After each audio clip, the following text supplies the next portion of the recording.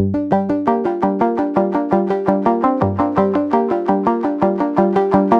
Jungle.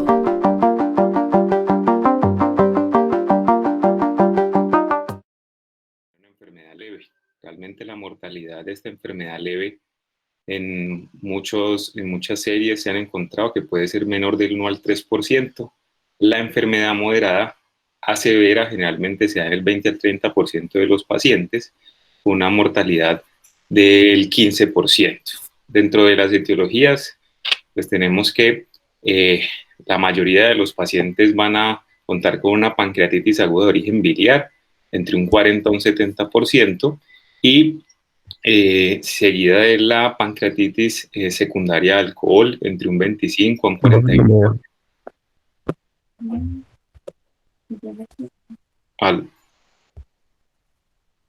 ¿Me escuchan bien?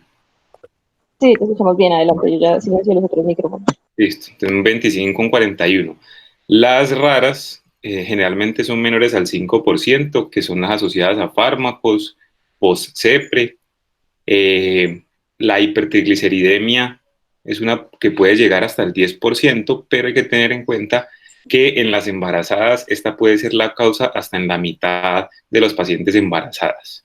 Entonces no vamos a encontrar una real causa de la pancreatitis en el 10 al 25%, y algunos pacientes que van a ser determinados como agudos que consultan al servicio de urgencias pueden ser pancreatitis crónicas entre el 8 al 16%.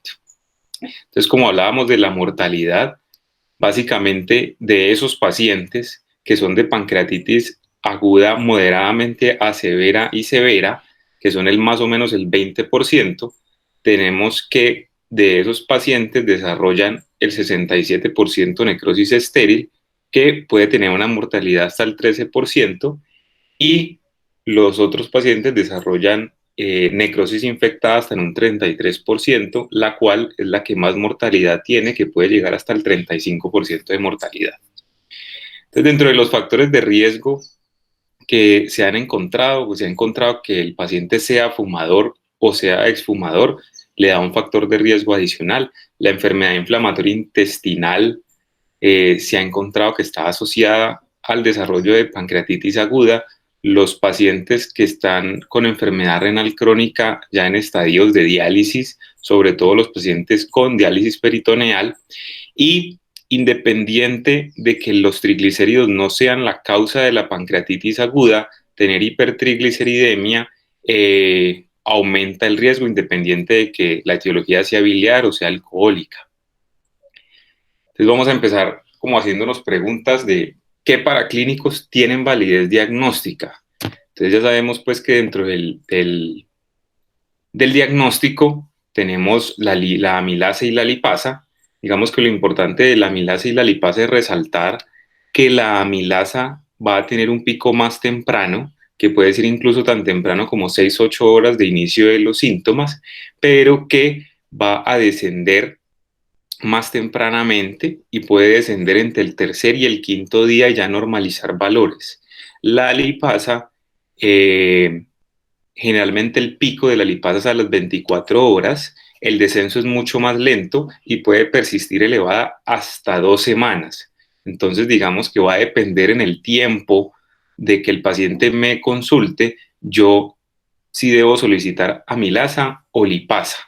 Hay que tener en cuenta también que estas dos enzimas se pueden ver elevadas por otras causas. Por ejemplo, se ha encontrado que la lipasa se encuentra elevada en el 25% de los pacientes diabéticos, se encuentra elevada en los pacientes con enfermedad renal crónica o en otras patologías inflamatorias. De los paraclínicos que tomamos en el día a día, los pacientes con pancreatitis, ¿cuáles sirven como predictores de gravedad? Entonces, esto es importante como resaltarlo, porque se ha encontrado que una elevación del BUN mayor o igual a 20 miligramos sobre decilitro o su incremento en las primeras 24 a 48 horas incrementa el riesgo de mortalidad en estos pacientes del 15 al 21%, ¿sí? El hematocrito, que es otro que esté elevado mayor al 44% al ingreso, o que no podamos disminuir este hematocrito en las primeras 24 horas con las medidas de reanimación, es un indicador de gravedad y necrosis. La PCR como marcador inflamatorio, las guías del WCES tienen el valor de 150, ¿sí? como corte a las 72 horas, y este es un factor pronóstico para pancreatitis aguda severa. En otros estudios que han realizado sobre PCR hablan de que tanto el cambio en el intervalo de mayor de 90 desde el ingreso, o que el paciente tenga un valor absoluto mayor a 190 a las 48 horas, predice enfermedad grave. Y otro de los marcadores importantes, pero que no usamos de manera tan rutinaria, es la procalcitonina, que se han encontrado que en valores mayores o iguales a 3.8 a las 96 horas tiene una sensibilidad muy buena para necrosis pancreática. Entonces es importante tenerlos en cuenta porque los utilizamos a diario.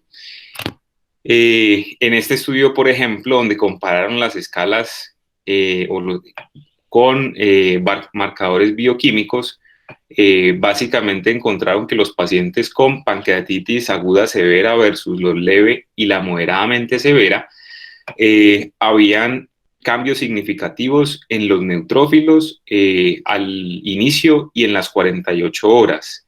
En la PCR a las 48 horas, el cambio en la creatinina y el BUN, que ya vimos que son marcadores de severidad. Y uno de los que ellos quieren incluir es el lactato, que demostró que se eleva mucho más en los pacientes con pancreatitis aguda severa, que puede ser un predictor de enfermedad severa y mortalidad, pero aún le faltan más estudios para que sea aceptado de esta manera. Dentro de las imágenes diagnósticas,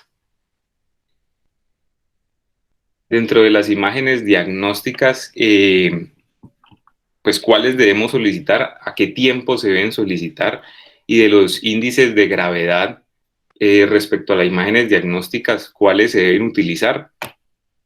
Entonces, básicamente tenemos pues que realizar un estudio mirando la utilidad del ATAC y de los costos en los pacientes con pancreatitis aguda leve.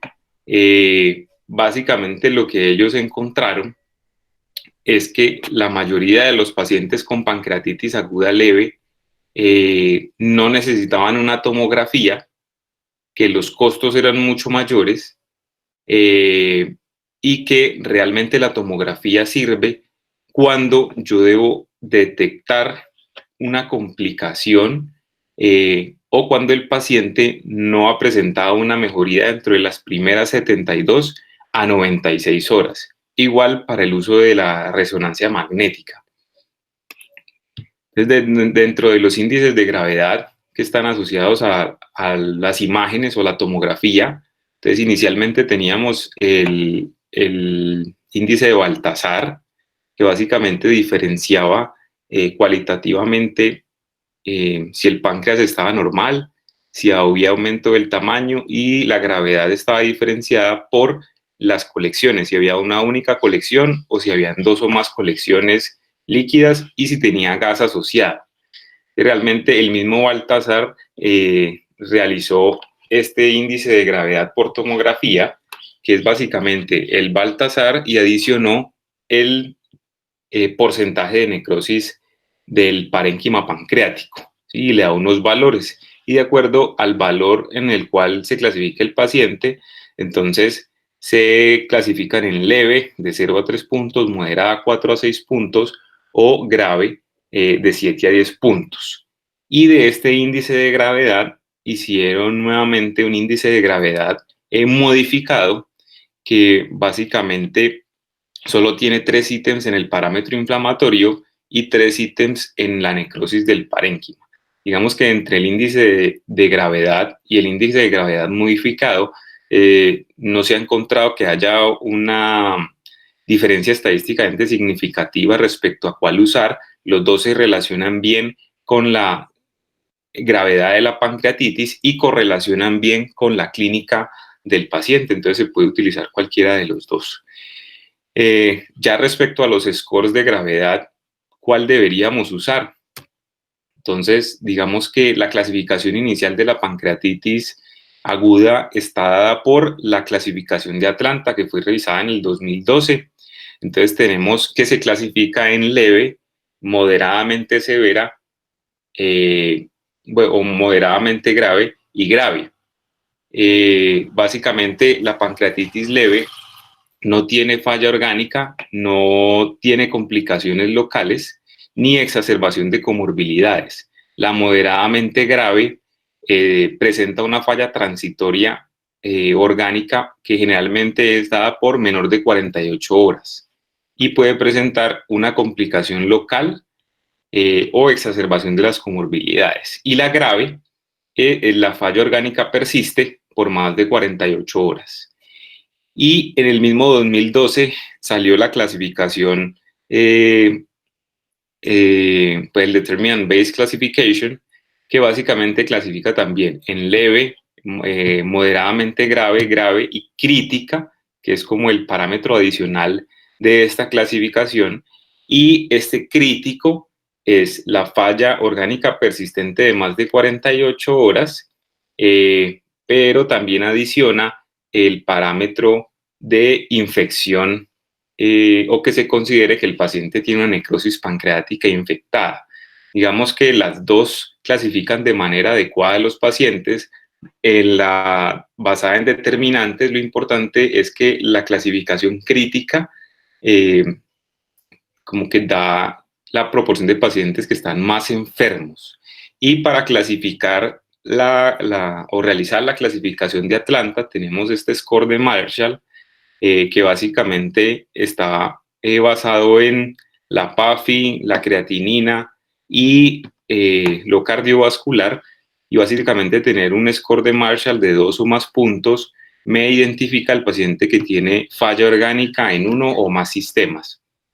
Entonces, digamos que ambas clasificaciones, tanto la Atlanta como la basada en determinantes, tienen la misma capacidad de determinar el paciente que necesita UCI, la necesidad de drenajes percutáneos, necesidad de cirugía, mortalidad hospitalaria, pero como les decía, la categoría crítica determina qué pacientes tienen más gravedad. En este estudio compararon como diferentes scores, el Apache, el BISAP, el Ransom, basados en la clasificación de Atlanta de 2012. La mayoría de los pacientes eran de etiología biliar y básicamente encontraron que para pancreatitis aguda severa, por ejemplo, el Apache era mejor que el BISAP para determinarla, que el BISAP era mejor que el índice de gravedad por tomografía en pancreatitis aguda severa. Y básicamente terminan concluyendo que al no tener facilidad, por ejemplo, en estos países como India para hacer una tomografía, el Apache 2 es útil para predecir la gravedad de la pancreatitis aguda y para determinar qué paciente necesitan un traslado a una atención terciaria, reanimación temprana y pronta derivación. Este otro estudio donde comparan el BISAP con el Ransom y comparan otros marcadores para predicción de gravedad, sí encontró que el BISAP es mejor que el Ransom en la predicción de la pancreatitis aguda grave, la predicción de la mortalidad, pero no en el requerimiento de UCI. Sin embargo, refieren que el BISAP es mucho más fácil de realizar que el Ransom, debido a que no hay que esperar 48 horas para determinar los parámetros. Digamos que como el sesgo sería que no compararon en este estudio el BISAP contra el Apache 2 ni contra otros scores. Y este estudio básicamente incluye todo o la mayoría de los scores que hay para pancreatitis aguda. Básicamente esta gráfica no es como para leerla cada una, sino que para que mirar que hay Ransom, hay score de Glasgow, el Apache 2, el BISAP, el Páncreas 3, el HAPS, el japonés y el SNAP. Entonces, digamos que realmente cualquiera de los scores podría ser utilizado, pero digamos que el WC se inclina más por el BISAP debido a la facilidad y debido a que tiene una buena predicción de mortalidad.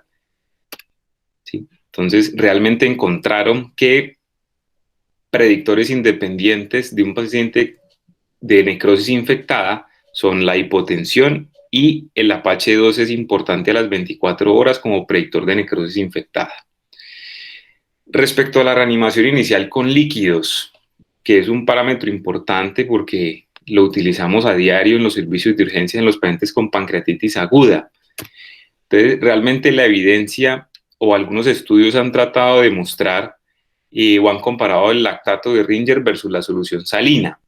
Y en algunos estudios como este, por ejemplo, se ha encontrado que los pacientes con lactato, que se utiliza el lactato de Ringer, disminuye los parámetros de CIRS en las primeras 24 horas frente al ingreso, lo que no sucede con los pacientes que son utilizados solución salina normal, y que también se ha encontrado que los pacientes en los cuales se utiliza lactato de Ringer disminuye la PCR, o sea, pensando en que el lactato de Ringer tiene un componente antiinflamatorio.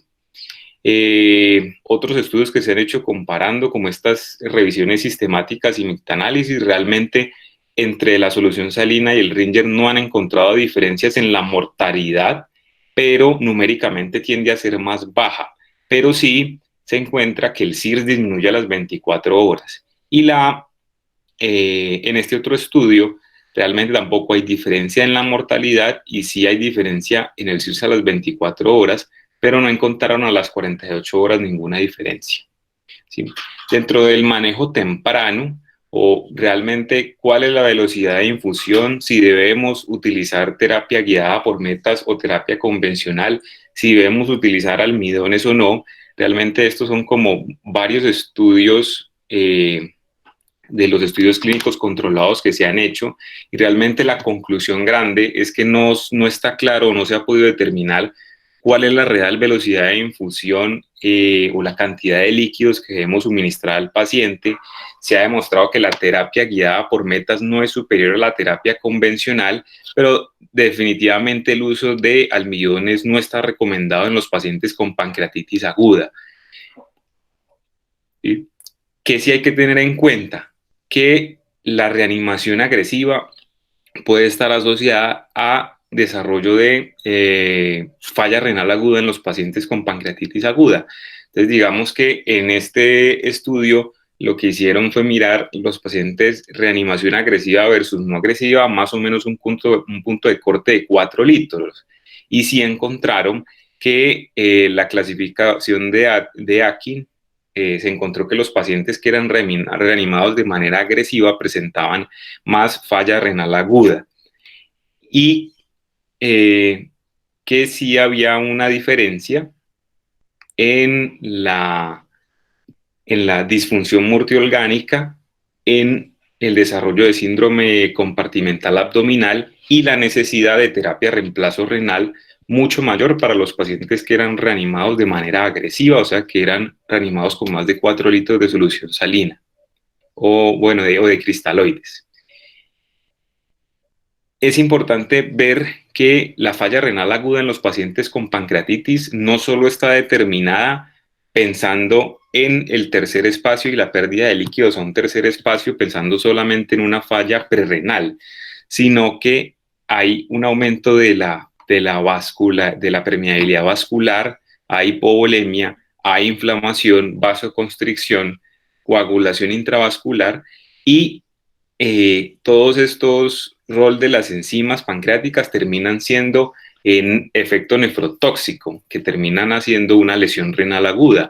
Y no es solo durante las primeras 24 horas, sino que después de las primeras 24 horas vemos que esa lesión renal aguda está dada también por la sepsis, por el aumento de la presión intraabdominal, porque hay nefrotoxinas directas, hay necrosis tubular aguda secundaria, se activa el RAS, ¿sí? Y todo esto causa una lesión renal aguda en estos pacientes. Entonces, ¿qué evidencia tenemos para brindar el mejor manejo analgésico? Entonces, digamos que esta revisión sistemática de Cochrane buscaba mirar el manejo de opioides en pancreatitis aguda.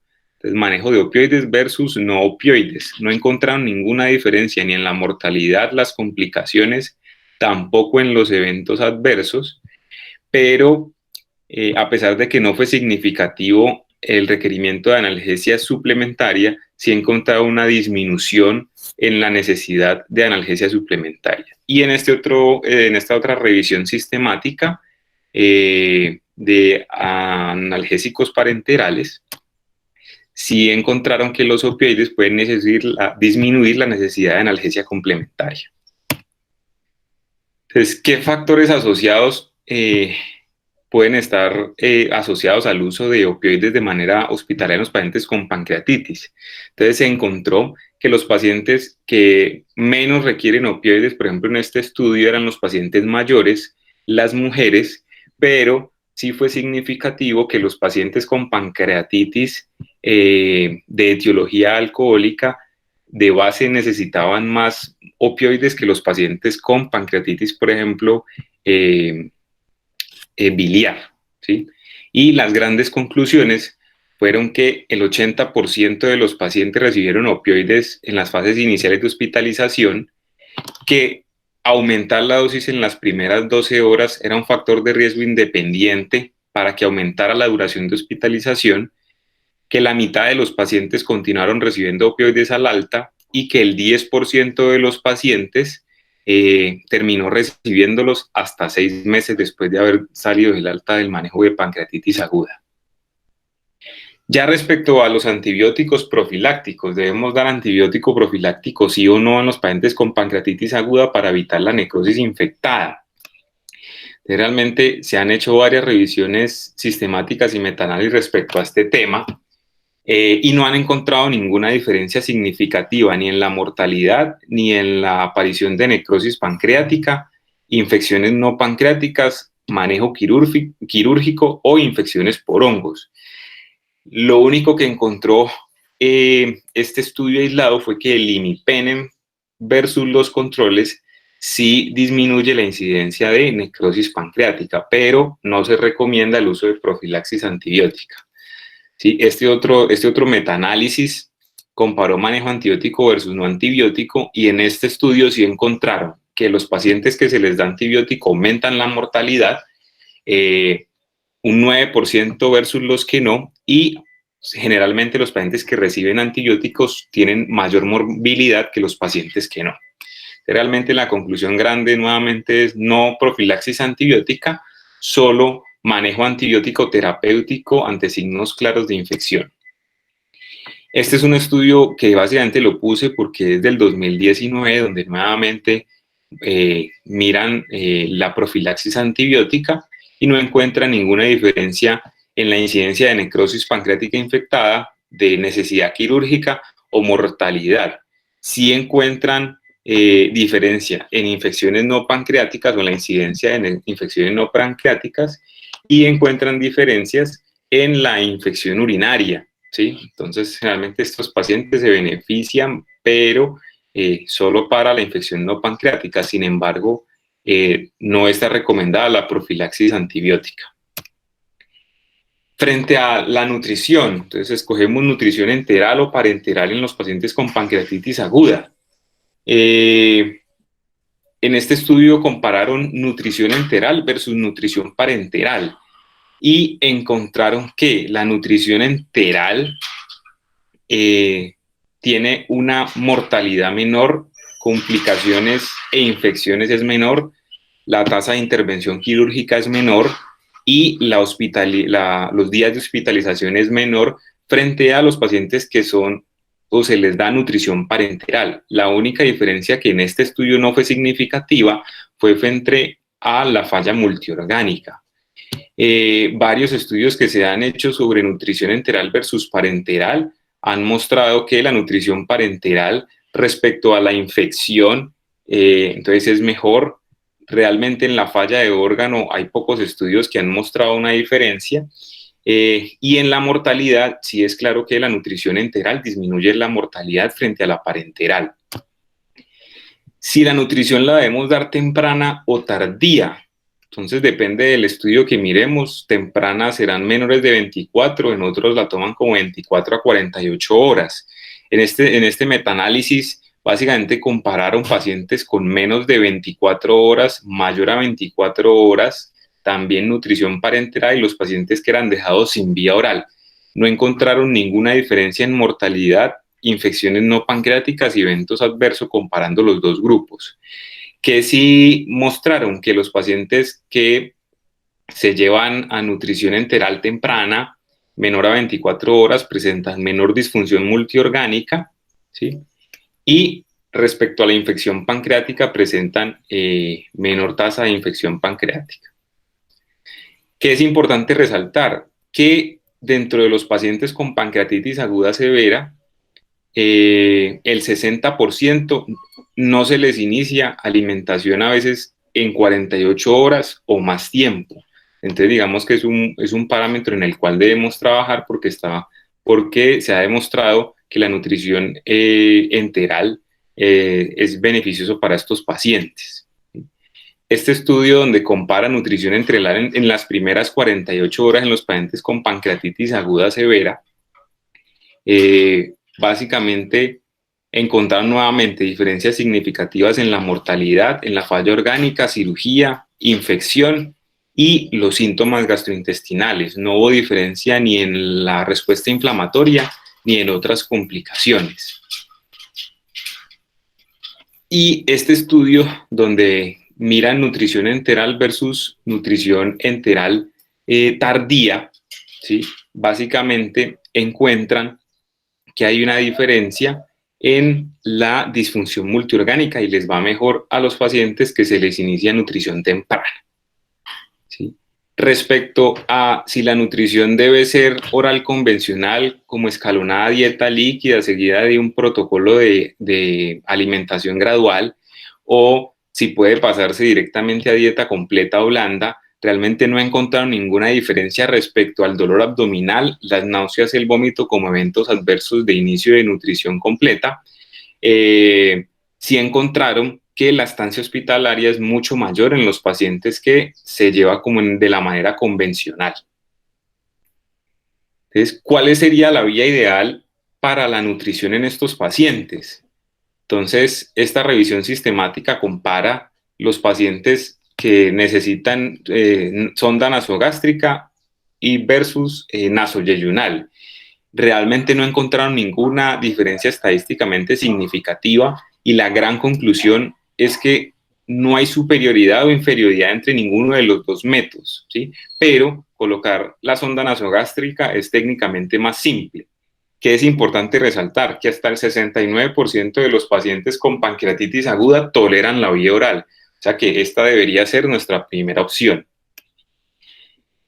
Ya de los tipos de nutrición y las fórmulas nutricionales, ¿cuál debemos escoger basados en la evidencia? Entonces, digamos que dentro de los tipos de nutrición en esta revisión sistemática, el nivel de evidencia realmente fue muy bajo frente a la nutrición inmunomoduladora. Realmente el nivel es muy bajo. Lo único que encontraron, pero con muy bajo nivel de evidencia, fue que disminuye las causas de mortalidad, pero para los demás desenlaces es incierto. Los probióticos, la evidencia es muy baja para desenlaces primarios. Ya se ha encontrado en estudios que aumentan la mortalidad y la falla orgánica. La nutrición semielemental, pues no hubo ninguna diferencia frente a la mortalidad. Sí demostró menor tiempo de hospitalización y las que son enriquecidas con fibra han disminuido las complicaciones locales, menor tiempo de hospitalización, pero no tienen ninguna diferencia sobre la mortalidad. Entonces, básicamente la nutrición inmunomoduladora, digamos que es la que incluye L-arginina, glutamina, zinc, antioxidantes. Estos son, digamos que los efectos de cada uno, que no nos vamos a detener pues a mencionarlos, ¿sí? Pero digamos que Aspen no recomienda el uso de nutrición inmunomoduladora para los pacientes en UCI. Y dentro de los tipos de fórmulas, ¿qué fórmula debemos escoger? Entonces, digamos que recomiendan que uno inicialmente debería iniciar por la polimérica. Si el paciente ya presenta malabsorción o intolerancia a esta fórmula, podemos utilizar una parcialmente hidrolizada o una elemental. Pero más que el cambio de fórmula, se ha encontrado que una alternativa es ajustar la velocidad de infusión para mejorar la tolerancia. Entonces, tener infusiones lentas, continuas, que generalmente son mejores toleradas en los individuos en la cual la absorción está comprometida. Es importante resaltar respecto a la nutrición que los pacientes con pancreatitis aguda tienen un riesgo nutricional moderado a alto, que si su etiología es alcoholismo, deberíamos considerar la tiamina y el ácido fólico para prevenir la encefalopatía y la anemia, ¿sí? Insistimos en la nutrición enteral porque la nutrición enteral da integridad de la barrera, ¿sí? Suple la demanda metabólica debido a que este es un estado hipercatabólico y definitivamente disminuye la morbimortalidad en estos pacientes. Entonces, en los pacientes con pancreatitis aguda leve, pueden tener un requerimiento calórico más o menos de 25 a 30 kilocalorías kilo día de energía y 1.2 a 1.5 gramos de proteína. Esto se ha visto que en los pacientes con moderada y grave, la demanda calórica aumenta hasta 35 kilocalorías kilo día, ¿sí? Es importante también que tengamos un control glicémico adecuado, generalmente debe estar menor o igual a 180, y los triglicéridos también es importante controlarlos, deben estar menor de 266. ¿Sí? Entonces, digamos que una manera que tenemos para hacer una aproximación a los pacientes que tengan un alto riesgo o un bajo riesgo es esta escala Nutric, que básicamente utiliza la edad del Apache, el SOFA, las comorbilidades de los días de hospitalización y la interleuquina 6. Entonces, si el paciente cumple con 6 o más puntos en el score, es un paciente de alto riesgo, y este paciente que determinamos de alto riesgo debe cumplir con el objetivo de energía y de proteínas entre las primeras 24 a 48 horas, ¿sí? Los pacientes que son de bajo riesgo realmente tienen un riesgo de malnutrición baja. Como no contamos en la mayoría de los casos con interleuquina 6, también puede ser evaluable sin interleuquina 6, entonces la escala cambia entre 5 a 9 puntos como alto riesgo y entre 0 a 4 puntos como bajo riesgo, teniendo una muy buena sensibilidad y especificidad. Respecto a endosonografía, si la utilizamos o no la utilizamos en estos pacientes. Entonces, digamos que aquí vamos a hablar de un estudio que utilizó la endosonografía versus la CEPRE en los pacientes con pancreatitis aguda. Una revisión sistemática donde querían mirar todos los pacientes que tuvieran sospecha de pancreatitis biliar, eran llevados primero a endosonografía y dependiendo del requerimiento a CEPRE. Entonces, básicamente encontraron que la endosonografía tiene una tasa de fallo menor que la CEPRE, evitó en el 71.2% de los casos la CEPRE, no tuvo ninguna complicación y que las CEPRE que se realizaron, básicamente uno de los riesgos era que al realizar la esfinterotomía podían tener sangrado hasta en el 22% de los casos. Entonces, en estos pacientes con pancreatitis aguda, ¿cuándo debemos realizar una CEPRE? Entonces, digamos que las indicaciones son en el paciente con pancreatitis aguda severa que está asociada a una colangitis o una obstrucción biliar persistente. La CEPRE está indicada en las primeras 24 a 48 horas porque disminuye la mortalidad en estos pacientes. Realmente no está recomendada de manera rutinaria en los pacientes con pancreatitis biliar leve y los pacientes con pancreatitis grave, realmente que no tengan colangitis o obstrucción biliar tampoco está recomendada, ¿sí? Tiempo para llevar el paciente a colecistectomía, temprana versus tardía.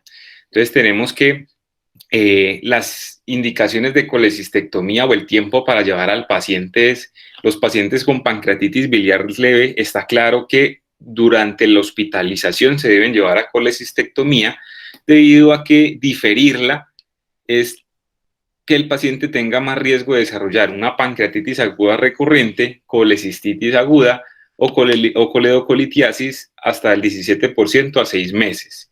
Y los pacientes con pancreatitis aguda moderadamente grave a grave Realmente este tiempo de 6 semanas no está muy claro, en algunos artículos lo mencionan, en otros no lo mencionan.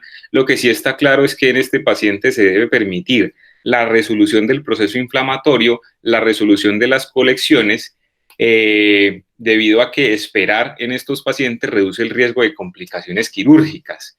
Entonces, digamos que estos dos estudios muestran el tiempo de colecistectomía en el paciente con pancreatitis biliar leve. Entonces, realmente diferir la colecistectomía da alto riesgo de que el paciente reingrese por una complicación. Y básicamente en la costo-efectividad es mucho menos costosa llevar el paciente a colecistectomía en la primera hospitalización que dejarlo diferido. Bueno, hablando algo de las complicaciones locales. Entonces tenemos que las complicaciones locales de la pancreatitis aguda van a estar divididas en las pacientes que tienen complicación local de una pancreatitis aguda edematosa intersticial y las que están con necrosis. Entonces, la colección peripancreática aguda, y digamos que el tiempo para determinar una u otra han determinado las 4 semanas.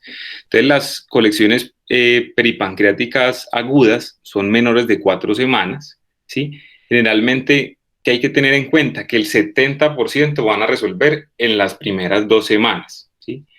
Eh, si esta colección peripancreática aguda persiste por más de 4 semanas, ya vamos a encontrar el pseudoquiste pancreático. Y de las que están asociadas a necrosis pancreática está la colección necrótica aguda, que es menor de 4 semanas, y si persiste durante el tiempo y mayor a 4 semanas, pues vamos a encontrar ya una colección encapsulada o la conocemos como WON. ¿Sí? Entonces, la colección peripancreática aguda más o menos es el 30 al 50% de las pancreatitis edematosas intersticiales. Y lo que vamos a encontrar es un páncreas que realza normalmente, como vemos aquí en la figura izquierda, pero vamos a encontrar líquido libre alrededor del páncreas, como una colección de líquido libre, ¿sí? El pseudoquiste básicamente es el 3% de las edematosas intersticiales, y de los pacientes que ya tienen la colección peripancreática aguda, el 7% desarrollan pseudoquiste. Entonces, en la imagen vemos que ya hay una lesión que tiene una cápsula que realza el medio de contraste, pero que su contenido es líquido, ¿sí? Entonces, digamos que esa es la manera de diferenciar una peripancreática aguda de un pseudoquiste pancreático. Ya está organizada después de 4 semanas. De lo que más nos interesa ahorita, que es la necrosis pancreática, digamos que se desarrolla en el 5 al 20% de los pacientes, tiene una mortalidad alta, 27%, y se va a ver diferenciada en el paciente que no tiene infección y el que sí tiene infección, que esta es una mortalidad elevada de hasta el 39%. Digamos que es importante resaltar que de la pancreatitis aguda severa, digamos que tenemos 2 fases, una fase temprana en la cual en las primeras 2 semanas, donde la mortalidad de los pacientes va a estar dada por una respuesta inflamatoria severa y una falla multiorgánica temprana. Y la mortalidad después de la segunda semana generalmente está dada por una inmunosupresión severa, la traslocación de la flora intestinal bacteriana por todo este proceso inflamatorio y dado a una respuesta antiinflamatoria. Ya se da más hacia la infección y hacia una falla multiorgánica tardía, ¿sí? Entonces, hablando de las complicaciones locales que están asociadas a necrosis, la primera es la colisión necrótica aguda. Digamos que está definida por si hay necrosis del parénquima, necrosis solo de la glándula, necrosis solo de los tejidos peripancreáticos o necrosis mixta. Entonces, digamos que la minoría o el 5% solo es necrosis pancreática y se encuentra que no realza la glándula pancreática al medio de contraste, ¿sí? De la necrosis solo de los tejidos peripancreáticos aislados es el 20%, y la gran mayoría de los pacientes van a tener una necrosis mixta, donde no se va a ver un realce de la glándula, pero vamos a tener también una colección de líquido o sea, y necrosis del tejido adyacente, ¿sí? Como se ve en la imagen. Y la necrosis encapsulada, que se va a dar mayor a las 4 semanas, pues vamos a tener que esta necrosis encapsulada ya se ve organizada, ¿sí? Aquí se delimita pues la cápsula de esta necrosis, que se infecta hasta en el 20 al 30% de los pacientes, pero que si el paciente no presenta signos de infección, no es sintomático, realmente no requiere manejo. Entonces, ¿qué tiempos tenemos el paciente para llevar intervención o cirugía? Realmente se ha encontrado que es mucho mejor esperar hasta las 4 semanas si el paciente lo permite, o yo puedo retrasar la intervención debido a que hay una delimitación de las infecciones, delimitación de la necrosis y ya está organizada. La mortalidad se ha visto que en los pacientes que son llevados en más de 4 semanas solo tiene una mortalidad del 5%, y los pacientes que son llevados a intervención temprana, la mortalidad es del 20%. Entonces se han hecho estudios donde miran la correlación entre las intervenciones tempranas y tardías, y encuentran que se han encontrado diferencias en la estancia hospitalaria y en que los pacientes en que son llevados a intervención temprana tienen una tasa de perforación mucho más alta que los pacientes que son llevados a intervención tardía. Entonces, digamos que la indicación de la intervención temprana tiene que estar muy bien fundamentada, y que si yo voy a llevar a un paciente de manera temprana es porque está muy comprometido, tengo una pancreatitis necrotizante severa con una infección que no responde al tratamiento médico o alguna otra causa que vamos a revisar. ¿Cuáles son las indicaciones? Entonces, digamos que si yo tengo una sospecha o una infección documentada, es una de las indicaciones. Si el paciente no tiene infección, pero el paciente tiene falla orgánica, está muy comprometido y no mejora respecto al manejo, es una de las indicaciones. Y que definitivamente haya alteración del vaciamiento gástrico, de la motilidad intestinal, haya obstrucción o haya obstrucción biliar secundaria al efecto de masa. Este tipo de colecciones debe ser llevado a intervención. ¿Cuáles son las indicaciones que da la WC respecto al manejo quirúrgico? Entonces, digamos que se debería hacer pues la aproximación step-up para el drenaje percutáneo en los pacientes que tienen o desarrollan un síndrome compartimental abdominal. Se deben llevar a cirugía. Los que tienen un sangrado cuando se utiliza manejo endovascular, los que tienen necrosis intestinal o una colecistitis necrotizante aguda, y los que tienen una fístula intestinal que realmente está en la colección peripancreática. Entonces, es importante saber que la mitad de los pacientes que son operados por falla orgánica persistente, que no tenían signos de necrosis infectada, tienen un cultivo positivo, ¿sí? Entonces, hablando del step up, básicamente es como las 3D, que es demorar o retrasar, drenar y debridar, ¿sí? La sospecha entonces digamos que el step up está basado como en seguir unos pasos. Entonces yo primero inicio con una sospecha de que el paciente tiene una pancreatitis necrótica infectada, ¿sí? Pienso en demorar el manejo quirúrgico con manejo antibiótico. Si esto no es suficiente, pienso en drenaje percutáneo, endoscópico o combinado. Si esto no es suficiente, paso a desbridamiento retropenal video asistido o desbridamiento endoscópico o mínimamente invasivo, y como último paso dejo el manejo quirúrgico abierto para el manejo de estos pacientes. Entonces digamos que es una seguidilla de pasos y por eso se llama step up. Entonces si yo tengo un paciente con una pancreatitis infectada, pues inicialmente trato de resolverla con antibiótico. Si no resuelve o el paciente se torna muy grave, sí, pues puedo llevarlo a cirugía, o si definitivamente no resuelve, pues puedo llevar a un manejo más conservador, que sería drenaje percutáneo o endoscópico, ¿sí? Nuevamente, si resuelve, está bien; si no resuelve o el paciente se torna grave, pues pensaría yo en hacer una reintervención de estos drenajes o llevar a cirugía inmediatamente. Si no, ya paso a los procedimientos mínimamente invasivos, y si definitivamente no logré resolverlos, paso a la laparotomía, ¿sí? Entonces, digamos que para los pacientes que tienen sospecha de pancreatitis infectada, eh, tener signos clínicos y radiológicos como gas en la colección, como se ve en la imagen, digamos que con estos signos se ha encontrado que es suficiente para hacer un diagnóstico de la sobreinfección de esta colección, que si yo pensara de pronto en obtener un cultivo, podría hacerlo incluso por drenaje percutáneo de la colección, y que la aspiración por aguja fina sí se puede utilizar, pero hay que tener en cuenta que tiene un 25% de falsos negativos, y se piensa más en cuando yo no tengo ni signos clínicos ni radiológicos de infección, pero el paciente no mejora, ¿sí?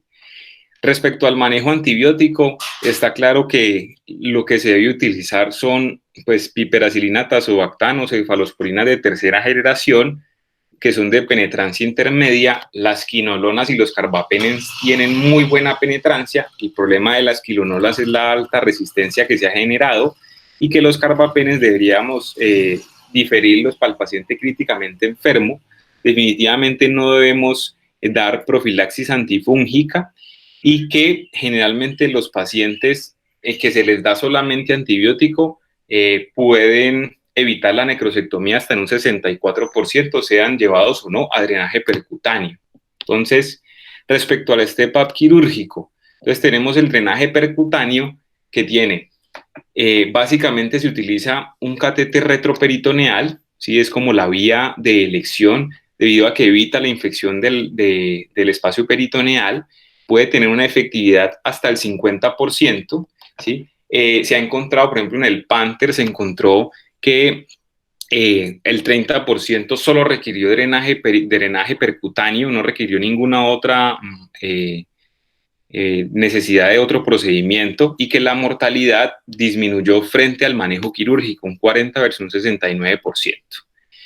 El debridamiento retropinal videoasistido, digamos que se utiliza cuando no funciona solamente hacer el drenaje percutáneo, y se utiliza el mismo catéter de drenaje percutáneo para acceder a la cavidad. Entonces, generalmente lo que se hace es acceder a la cavidad con un laparoscopio y realizar el debridamiento, y se dejan drenes para realizar lavados continuos. El step-up endoscópico, entonces digamos que se puede utilizar o endosonografía o con endoscopia directa. Se utilizan catéteres como pigtails, o se pueden dejar stents, y puede hacerse necrosectomía por endoscopia, ¿sí? Realmente, comparando las dos aproximaciones, endoscópica versus quirúrgico, que hemos encontrado que en los estudios, o en los más importantes, uno de estos es el Tension, es un estudio aleatorizado que comparó el enfoque endoscópico versus el quirúrgico. Encontraron que respecto a la mortalidad no hay ninguna diferencia, pero que los pacientes que son llevados a drenaje endoscópico presentaron una menor tasa de fístulas y un menor tiempo de hospitalización frente a los pacientes que son llevados a una aproximación quirúrgica, ¿sí? Y el estudio Miser, que también comparó el endoscópico con mínimamente invasivo, o sea, que compararon laparoscopia y BART frente a endoscopia, encontraron que no había diferencias en la mortalidad. Sí encontraron que a favor de la endoscopia se producían menos fístulas y que los eventos adversos eran mucho menores. Y además encontraron que los pacientes que eran llevados a intervención endoscópica disminuían el CIRS en las primeras 24 a 48 horas respecto a los que eran llevados a mínimamente invasivo. Entonces, digamos que todo apunta, o tratan de apuntar, a que el manejo sea por endoscopia y no por cirugía. Pero digamos que uno tendría que entender que puede hacerse un abordaje combinado, ¿sí? Respecto a un único abordaje. Entonces, en el drenaje percutáneo se ha encontrado efectividad del 30 al 50%, en el drenaje endoscópico hasta el 60%, ¿sí?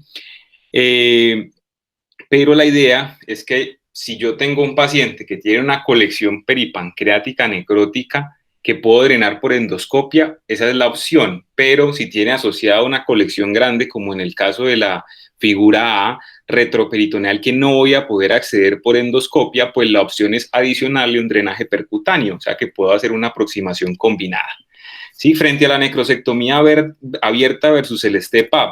Entonces, básicamente, ¿qué han encontrado las revisiones sistemáticas? Que se dan menores eventos adversos, menos falla orgánica y es mucho menos costosa que llevar al paciente a necrosectomía abierta, ¿sí?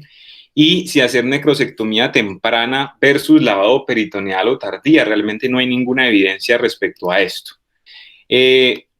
Frente a los abordajes retroperitoneales únicamente, frente a los abiertos o la necrosectomía abierta, sí se encontró que se daban menores fístulas pancreáticas, entéricas, los pacientes estaban más sépticos, los pacientes o complicados los que eran llevados abierta, y la falla orgánica posoperatoria fue mucho mayor en los pacientes con aproximación abierta, ¿sí?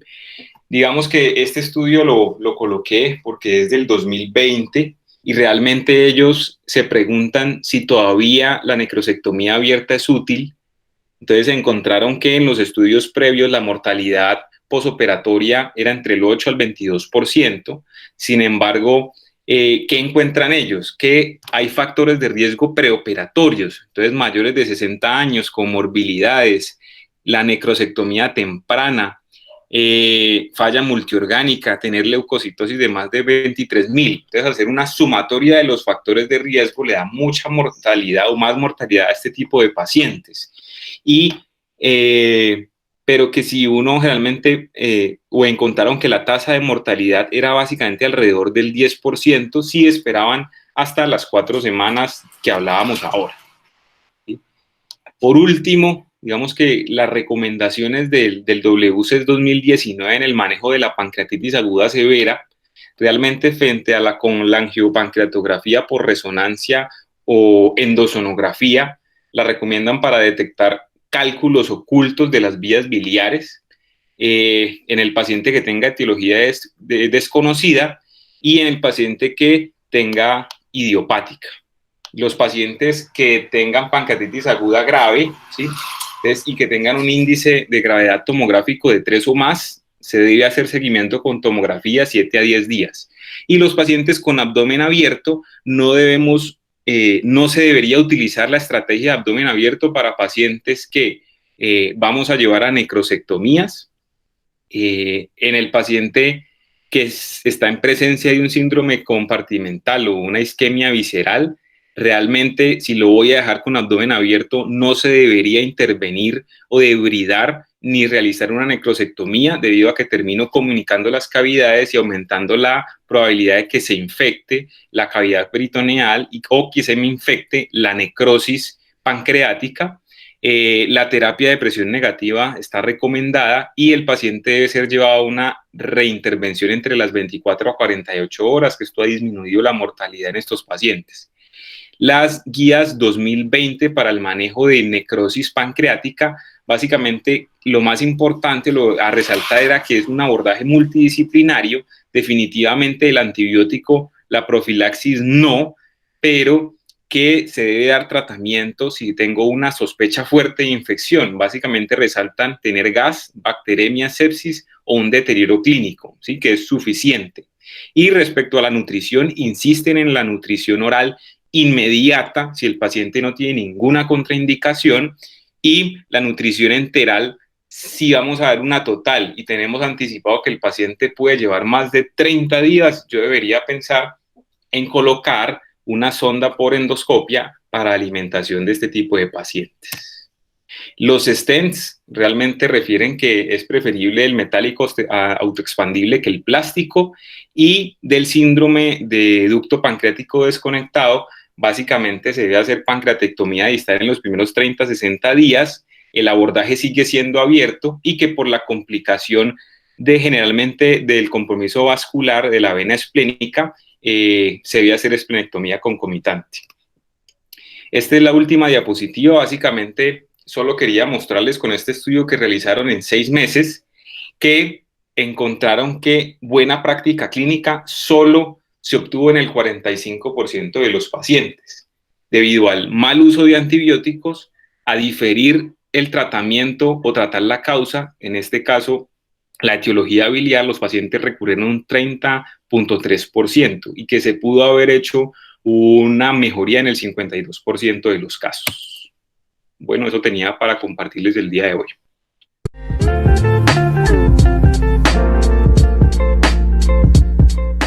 Bueno, le damos las gracias al doctor Álvaro Llanos, residente del segundo año de nuestra especialidad.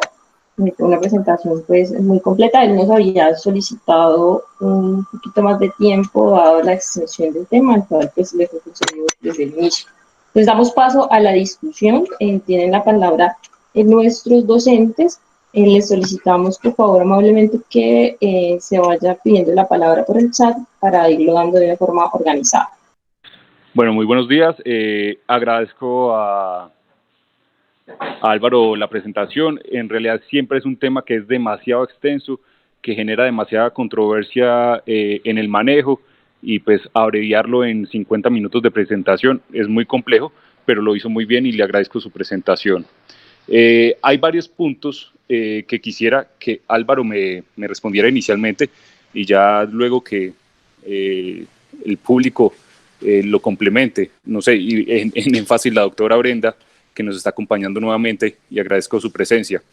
Entonces, la primera pregunta, son tres preguntas. La primera es referente a la tomografía. Si bien es claro que no le debo hacer tomografía a los pacientes no complicados, ¿cierto? Muchas de las revisiones sugieren hacer tomografía, si bien hay varias indicaciones. Una de las indicaciones es en los pacientes con pancreatitis aguda complicada. Mi pregunta es, ¿yo le debo hacer tomografía a todos los pacientes con pancreatitis aguda complicada? Si yo se la voy a hacer a las 48 o 72 horas, pero en ese tiempo el paciente ha tenido una buena evolución, ¿es necesario la tomografía? ¿Me va a cambiar en algún momento la conducta? Es decir, si yo le encuentro una necrosis pancreática, por ejemplo, del 30%, pero el paciente va bien, en realidad la conducta no me va a cambiar. Esa sería la primera pregunta, la pertinencia de la tomografía en pancreatitis aguda complicada, pero con buena evolución.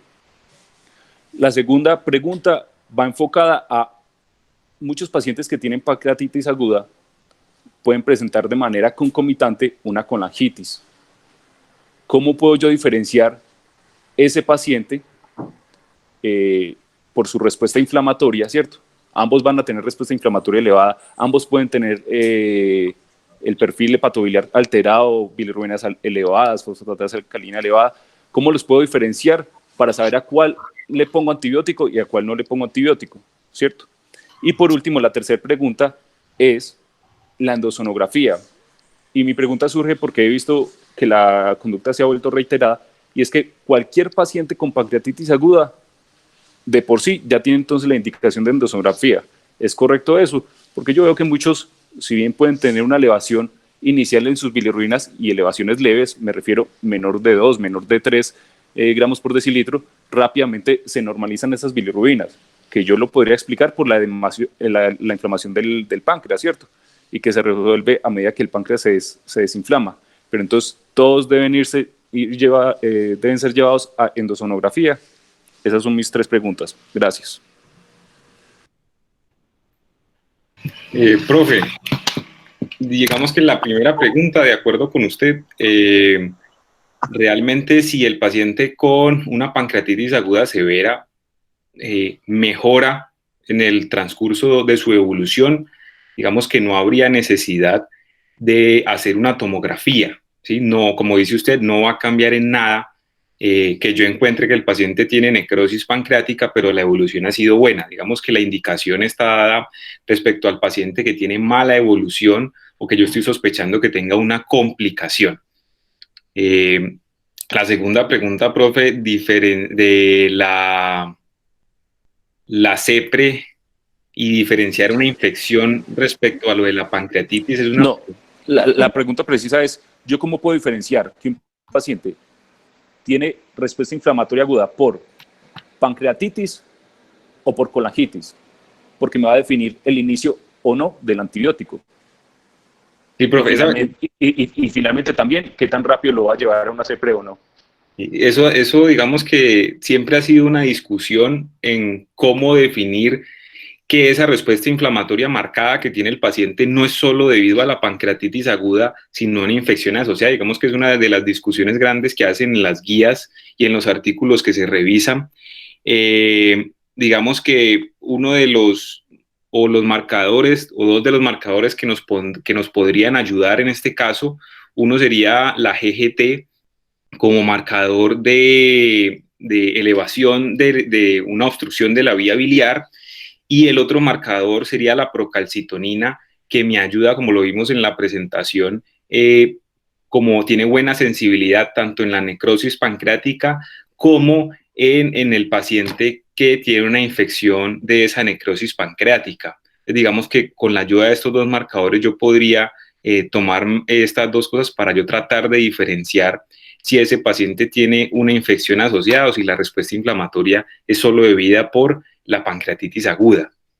Y la última pregunta era, profe. La última pregunta es,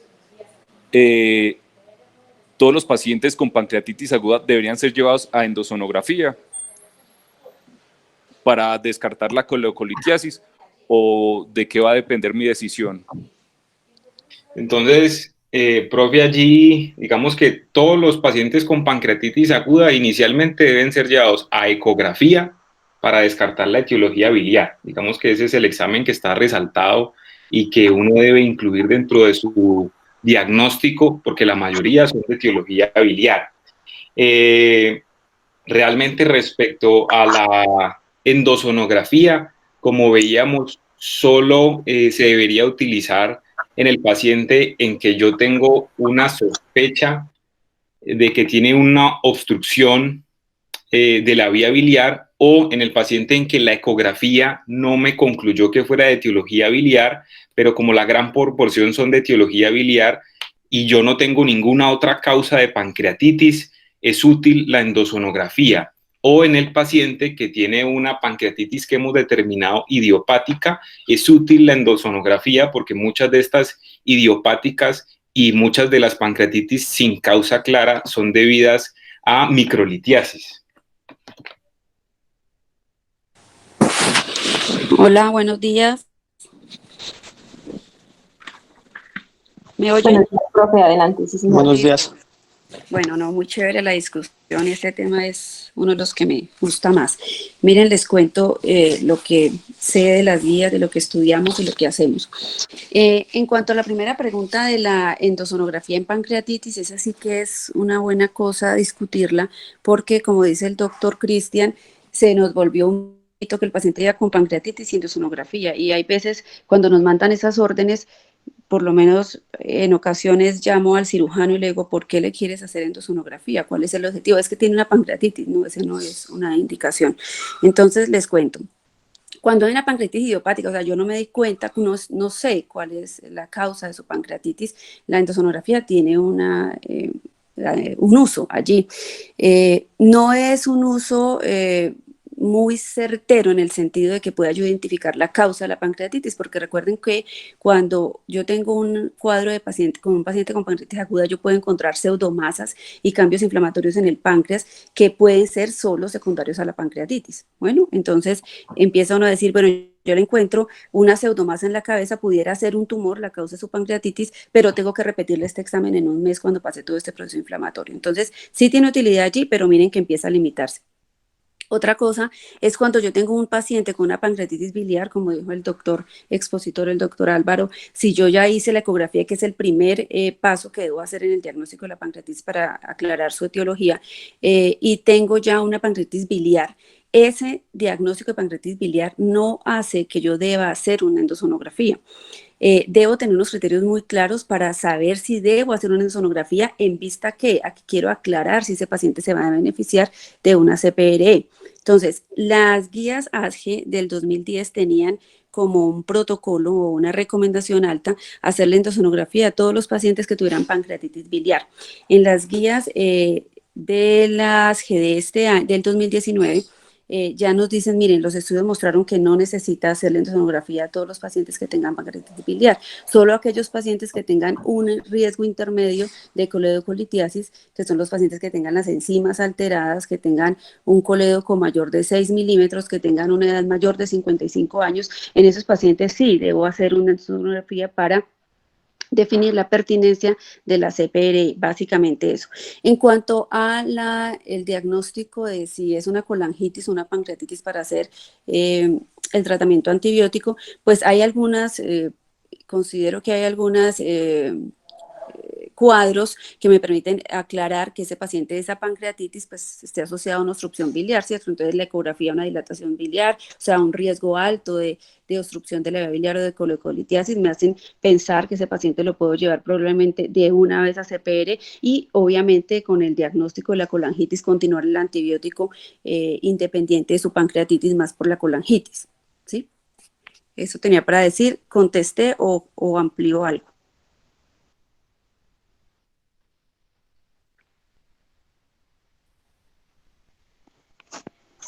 Bueno, gracias a la doctora Brenda Arturo por acompañarnos y por su intervención. El doctor Pérez informa en el chat que la respuesta, pues que la respuesta abarcó toda la pregunta que se había formulado.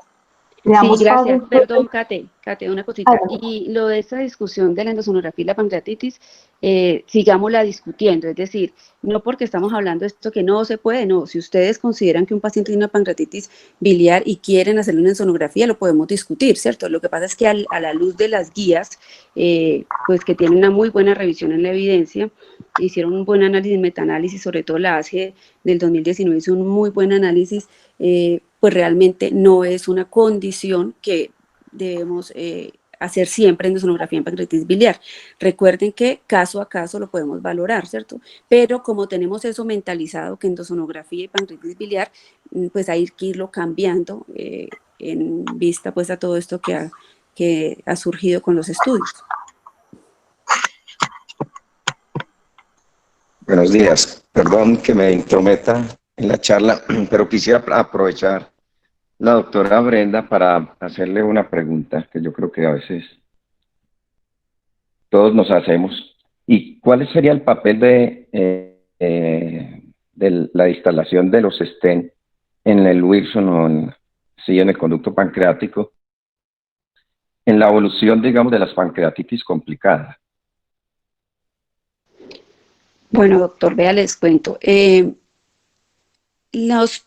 Cuando hacemos un tratamiento endoscópico, el tratamiento endoscópico, como habló el doctor, igual que el quirúrgico, siempre tratamos de prolongarlo lo más, o sea, retardarlo lo más que podamos, porque lo que se ha visto es que la intervención, ya sea endoscópica o quirúrgica, temprana, puede aumentar la mortalidad. Entonces, ¿cuándo hacemos la intervención con stents pancreáticos? Cuando tenemos que tenemos planeado hacer un drenaje endoscópico, ya sea de un pseudoquiste, una necrosis pancreática, por síntoma, por mala evolución, por lo que sea, porque eso es lo que hacemos, lo hacemos ya cuando necesariamente lo tengamos que abordar. Siempre tratamos de colocar doble stent en el conducto pancreático para ferulizarlo y drenaje de la colección, que la podemos hacer a través del estómago o a través del duodeno.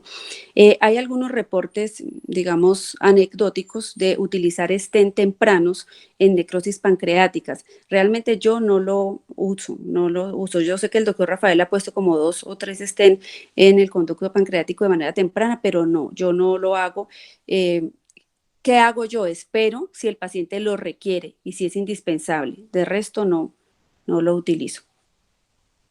Pero cuando hacemos el abordaje, o sea, cuando ya definimos drenar, sí, la recomendación es utilizar el doble stent, el intrapancreático, o sea, el ductal pancreático para ferulizarlo y generar el drenaje de la colección como tal. Bueno, gracias a la doctora Brenda por la respuesta a la pregunta del doctor García. Le damos entonces la palabra al doctor Giovanni Vergara. Buenos días a todos. Buenos días. Álvaro, déjeme felicitarlo, chicos. Qué buena revisión.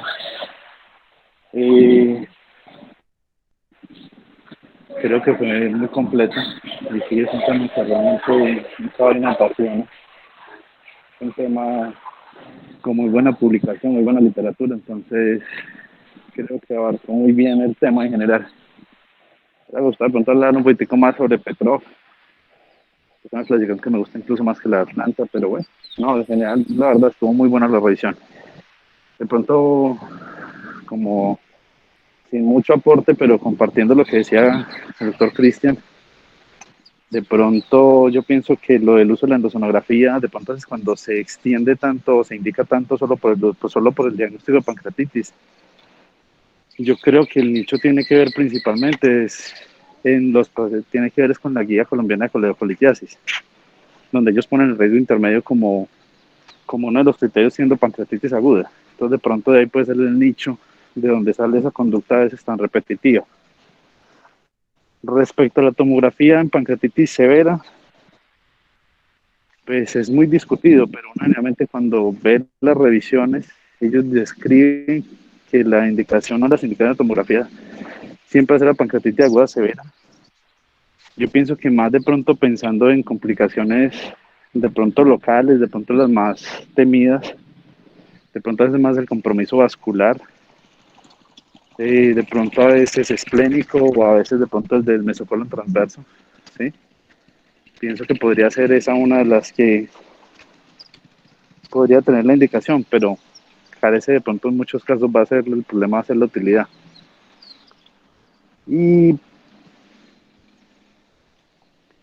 yo digo que en general de pronto la otra utilidad que podríamos tener cuando usted preguntaba sobre colangitis, los estudios, algunos dicen que una forma de guiarse definitivamente es la procalcitonina cuando está por encima de 2.5, porque realmente el perfil va a estar muy similar en los dos.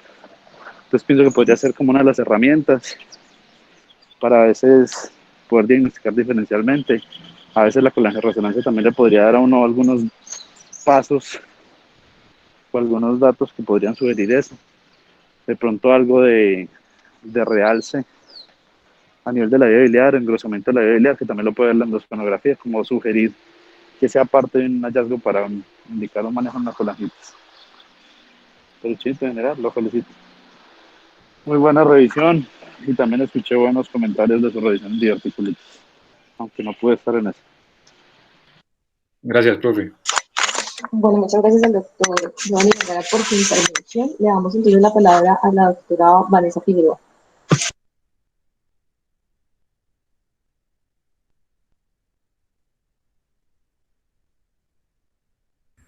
Buenos días. Buenos días, doctora, adelante. Bueno, básicamente el doctor Vergara ya me contestó lo que les iba a preguntar. No era una pregunta para la doctora Brenda porque a mí me causa bastante dificultad saber cuándo debo iniciar un tratamiento antibiótico en contexto de una pancreatitis y un perfil biliar alterado. Entonces no me genera dificultad saber realmente qué estoy manejando, si solamente la pancreatitis y pues ante una leucocitosis no voy a iniciar tratamiento antibiótico, así el paciente tenga un Apache que lo tenga hospitalizado en una unidad de cuidado intensivo. Pero cuando hay un perfil biliar alterado, yo no sé si estoy además frente a una colangitis, pero entonces el doctor ahorita habló respecto al uso de la procalcitonina. Lo que pasa es que pues eso generalmente no sale el mismo día, entonces para no tardar en iniciar un tratamiento antibiótico, si estoy aparte de una pancreatitis, también una colangitis. Entonces, quería saber la doctora Brenda qué piensa al respecto. Gracias. Sí, hola, miren, les digo, si yo tengo un paciente con una pancreatitis aguda y tengo factores que me hagan sospechar que tiene una coledocolitiasis, ese paciente, pues primero, si la ecografía me lo dice, pues la tiene, entonces lo llevo a drenar. Y como les digo, continuamos el antibiótico, depende de lo que encontremos en la CPR, ¿sí? Si el paciente tiene una pancreatitis y tiene una ecografía que no nos muestra ninguna obstrucción, pero tiene parámetros, recuerden, de intermedio riesgo de coledocolitiasis, como es un aumento en cualquiera de las del perfil hepático, ¿sí? Una dilatación del conducto, pero que el radiólogo no vio la razón, o 55 años o más, este paciente debe ser llevado a una endosonografía o una colangioresonancia. Preferimos la endosonografía, pero tiene un poquito mayor valor predictivo positivo, pero si nos toca colangioresonancia también nos sirve, y ya tomamos la decisión según lo que llevemos en esos estudios, de ya drenarlo y continuar antibiótico. O sea, ahí aclararíamos nuestro diagnóstico de colangitis asociado a la pancreatitis. Doc, pero cuando yo no tengo, por ejemplo, a veces en Villa no se alcanza a hacer el fin de semana, no hay forma de hacer, primero la colangio, eh, pues a veces hay dificultades con la lectura, allá se prefiere más colangio, pero si se hace endosono, a veces no se puede hacer el mismo día como se hace en el CES. Sí, Entonces, yo no tengo el diagnóstico imagenológico y digamos la ecografía dijo que no tiene nada, ¿cierto? Entonces, yo me guío pues más por los parámetros bioquímicos, pero a veces, aún así, queda uno pues como con la duda. Después sí. sale la endosono, la CPR y dice que no tiene una colangitis, entonces pues claro, uno desmonta el tratamiento antibiótico, pero siempre me genera dificultad como decidir el tratamiento antibiótico sin una imagen. Sí, hay un parámetro que es la bilirrubina. Bilirrubinas mayores de 4 miligramos por decilitro son altamente sugestivas o compatibles con cuadros obstructivos. Yo creo que en este caso te tocaría por allí, si el paciente tiene una colestasis con una bilirrubina mayor de 4, empezarle antibiótico pensando que es un proceso de colangitis, ¿sí? Mientras te salen tus estudios, porque los estudios sí definitivamente de imagen son muy importantes para aclarar qué tienes que hacer, además de que ese paciente hay que drenarlo, por supuesto, ¿sí? Pero si no tienes quien te lo drene y tienes una bilirrubina mayor de 4, valdría la pena empezarle antibiótico a ese paciente, pensando que además tiene una colangitis y que el cálculo está allí, el causante de la pancreatitis. Listo, Doc. Muchísimas gracias, muy amable. Bueno, muchísimas gracias a la doctora Brenda por su respuesta, a la doctora Figueroa por su intervención. Le damos entonces, si ya no hay más partes que van a intervenir, le damos la palabra al doctor Ramiro Romero, presidente de Tercer Año. Buenos días, ¿me escuchan? Buenos días, sí, Ramiro, adelante. Yo quería aportar tres cositas, muy buena la charla, muy completa. Con respecto a los paraclínicos que se medían en severidad de pancreatitis, como bien lo dijo Álvaro, el hematocrito, la urea, la procalcitonina, hay otro, hay un estudio en abril de este año donde empezaron a evaluar el lactato sérico al ingreso en estos pacientes de urgencias. Y luego tomaron como punto de corte un valor de 4 y los pacientes que tenían este valor al ingreso tenían 30% mayor riesgo de falla multiorgánica, 11% mayor riesgo de muerte, 24% mayor de desarrollar un shock séptico y un 20% adicional para desarrollar síndrome compartimental. Entonces ellos llegan a la conclusión de que es un marcador temprano para estratificar el riesgo y también un marcador de mortalidad temprana intrahospitalaria con un riesgo relativo aproximadamente de 10, por lo que sería importante en estos pacientes también tenerlo en cuenta al igual que los otros. Con respecto a la colecistectomía temprana, estoy de acuerdo con Álvaro, entre más temprano es mejor.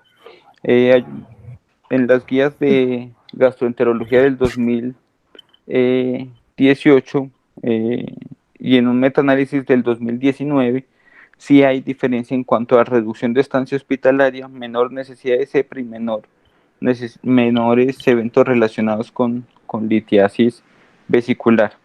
Y como último punto para mencionarles, en cuanto al uso de la heparina de bajo peso molecular en estos pacientes con pancreatitis aguda severa, hay un metaanálisis del 2019 con 1.625 pacientes, donde a los que se les dio dosis de heparina, ya sea enoxaparina o dalteparina, dosis de anticoagulación, tuvieron una disminución en la estancia hospitalaria, una disminución en el desarrollo de falla orgánica múltiple, de formación de pseudoquistes y los pacientes fueron llevados en menor proporción a cirugía.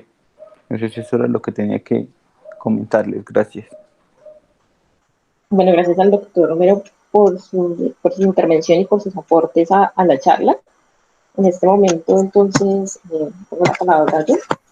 También, al igual que todos lo han dicho, pues felicitar nuevamente a Álvaro por una muy buena presentación. Yo quiero hacer también tres aportes. Uno es que ayer estaba tratando de revisar la literatura buscando como cuál es la mejor herramienta que tenemos nosotros para reanimar hídricamente al paciente. En Cochrane encontraba un protocolo que ellos trataron de desarrollar evaluando pues bajo el concepto de que, o bajo la premisa de que nosotros encontramos en el paciente con una pancreatitis aguda la formación de un tercer espacio, pero que también tenemos el riesgo pues, de llevarlo a una sobrehidratación, entonces ellos divagaban entre cuál es el mejor soporte endovenoso que nosotros le podemos dar. Podemos utilizar entonces algún tipo de coloide para prevenir ese tercer espacio, o podemos entonces reanimarlo mejor con cristaloides, pero ¿hasta qué punto lo vamos a reanimar? Como Álvaro bien lo mencionó, pues ahí, si uno revisa la literatura, se habla de que en la pancreatitis leve puede ser una tasa de administración de 25 a 30 cc por hora. Para cristaloides, en los coloides no hay evidencia suficiente, y al final de este protocolo que se planteó en Cochrane, la verdad es que lo que ellos mencionan es que se necesitan más estudios, que en pancreatitis aguda específicamente el soporte hídrico, ellos trataron de reunir la mayor cantidad de evidencia y no hay, sobre todo en los pacientes con pancreatitis aguda severa, una palabra final respecto a qué tipo de líquido endovenoso vamos a utilizar. Por otra parte, como segundo aporte, pues revisé un metaanálisis del 2015 en Cochrane. Ellos incluyeron 3 revisiones sistemáticas con un total de 311 pacientes y trataban de dilucidar respecto al abordaje de las complicaciones en pancreatitis, específicamente en necrosis sobreinfectada o en la necrosis estéril. Entonces, evaluaban varias opciones de manejo entre necrosectomía, lavado peritoneal y el step-up approach que nos mencionó muy bien Álvaro. Y ellos a la conclusión que llegaban era que había una evidencia para ese 2015 todavía baja o muy baja, que sugería que el mejor abordaje era el step-up, pero que la desventaja que tenía este tipo de abordaje era que aumentaba el número de procedimientos que requerían estos pacientes. Para el 2018, entonces, respecto al abordaje de las complicaciones, sale un estudio de Lancet que incluye 418 pacientes, y ellos informan que hay una tendencia a que el STEPAP va a ser el abordaje pues, que nosotros vamos a preferir para manejar estas necrosis sobreinfectadas, y entonces se evalúan entre ese STEPAP que lo realicemos de forma abierta o que lo realicemos de forma endoscópica, y lo que ellos reportan es que no encuentran que no hay una superioridad respecto al step-up endoscópico frente al step-up abierto, entonces que lo dejan a consideración del cirujano que está tratando a ese paciente, y que adicionalmente entre estos dos tipos de abordaje, pues que no hay una diferencia también respecto a superioridad entre el número de complicaciones o de muerte en el paciente. Ya como último aporte, entonces revisaba otro metaanálisis de Cochrane que incluyó 7.366 pacientes. Entonces alcanzaron a recolectar 78 estudios donde evaluaron respecto a las intervenciones farmacológicas en pancreatitis aguda qué podríamos nosotros brindarle adicionalmente al paciente. Entonces evaluaron una gran cantidad de medicamentos. Para mencionarles solamente 3, ellos evaluaron lo que no conocía, que se denomina lexipapant, que es un antagonista del factor reactivador de plaquetas. Evalúan somatostatina más omeprazol, evalúan el uso de octreotide, y lo que encuentran con estos 3 medicamentos, específicamente para el lexipapant, es que aquellos pacientes a los que les fue administrado tenían una proporción menor de desarrollo de sepsis. Para aquellos que recibieron octreotide de forma temprana, tenían una menor proporción de falla orgánica, al igual que aquellos que recibían somatostatina más omeprazol, y que para todas las demás intervenciones farmacológicas, pues no hubo un hallazgo que fuese significativamente estadístico. Esas eran como las cosas que quería compartirles.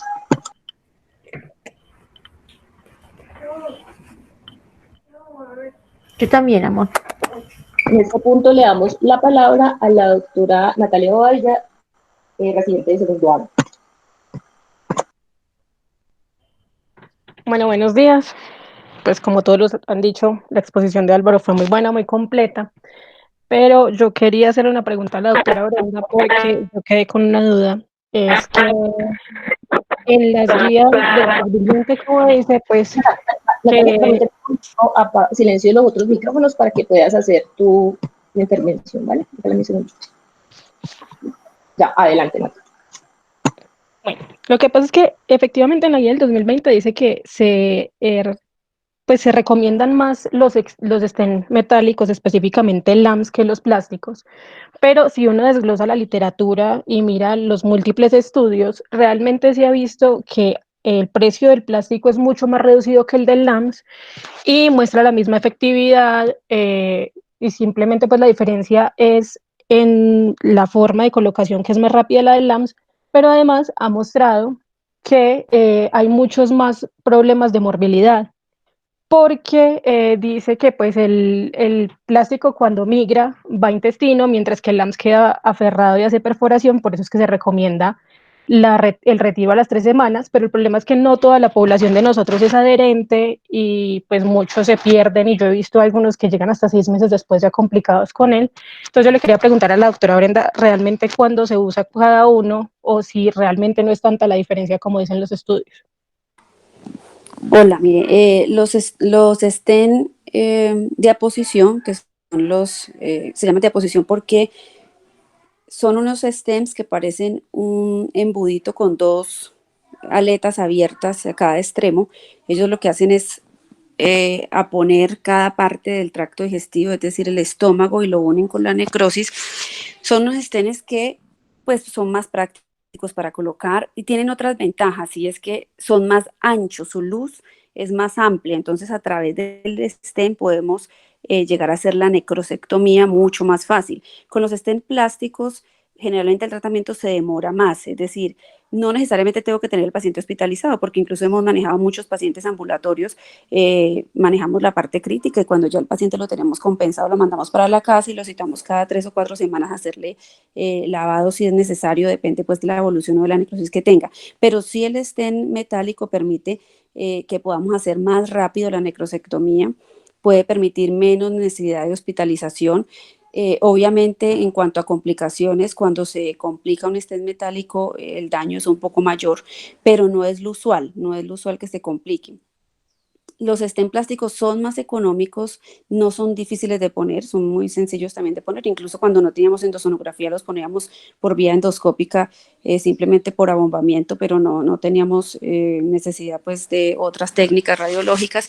En cuanto a practicidad, el stent metálico, a pesar de ser más costoso, sí pudiera permitir un tratamiento mucho más rápido. Bueno, ¿qué a colocar o qué hacer? Los que tenemos. Normalmente nosotros tenemos muy disponibles los plásticos, los metálicos los pedimos cuando lo necesitamos o cuando programamos al paciente para hacer unas necrosectomías amplias. Con los plásticos el abordaje inicial pudiera ser efectivo, y depende de la evolución lo pudiéramos cambiar a metálico si es necesario.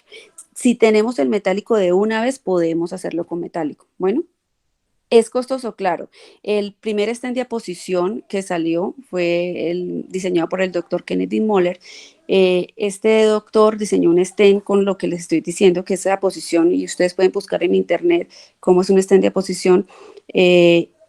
Muy costoso, llegó al país más o menos a 12 millones de pesos. Entonces siempre lo pensamos cuando nos llega aquí a gastro un paciente con una necrosis, pedimos el stent o lo hacemos con los plásticos. Entonces valoramos es el grado de necrosis, la cantidad de líquido que tiene la colección, y definimos, no, pongámosle plástico, con eso vamos a poder. Si necesitamos hacer necrosectomía, lo que hacemos es quitar el plástico, dilatar y meternos a través de la dilatación y hacer una necrosectomía. Si vemos una necrosis muy densa, pues pensamos en los stents metálicos.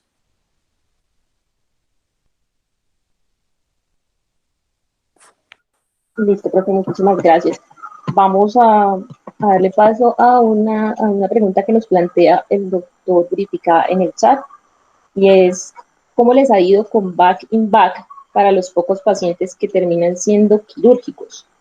Entonces, de los pacientes que están en la charla o los residentes que han tenido experiencia específicamente en este tipo de intervención terapéutica que menciona el profe Britica, les damos la palabra.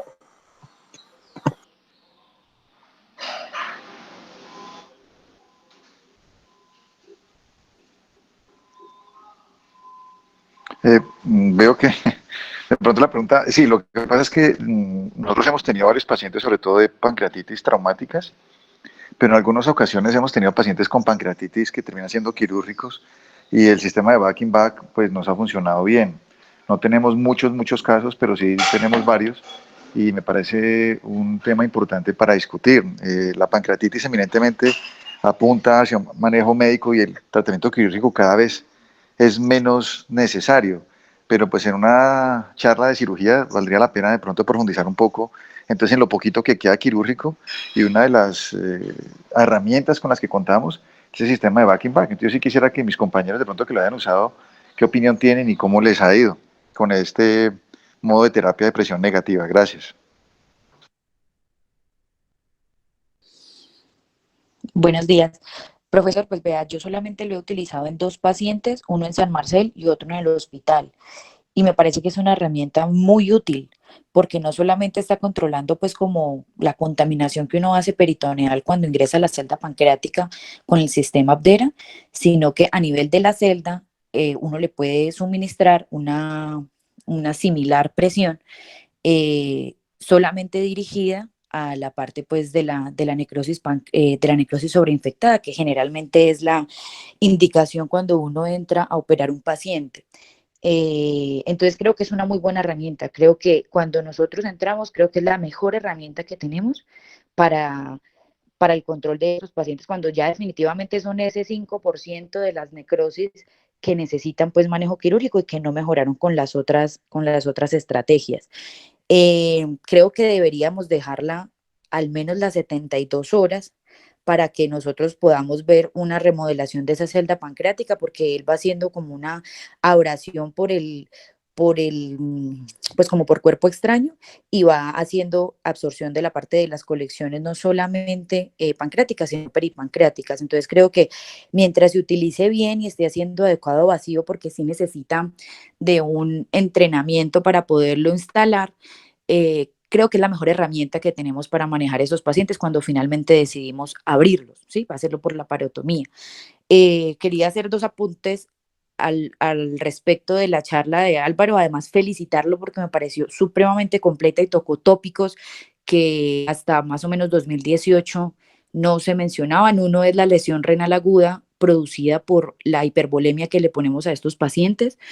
Mira que el estudio que mostró el del 2018 y la revisión de la UES del 2019 son enfáticos en que el punto de corte son 4 litros, más o menos a partir de 2014 que empezaron a salir las publicaciones de las clínicas, hablaban de volúmenes tan altos como 250 a 500 mililitros hora de Hartmann, y ahorita vemos que por su pancreatitis va a tener más probabilidad de lesión renal aguda, y cuando utilizamos volúmenes de más de 4 litros en 24 horas, esos pacientes requieren más terapia de reemplazo renal.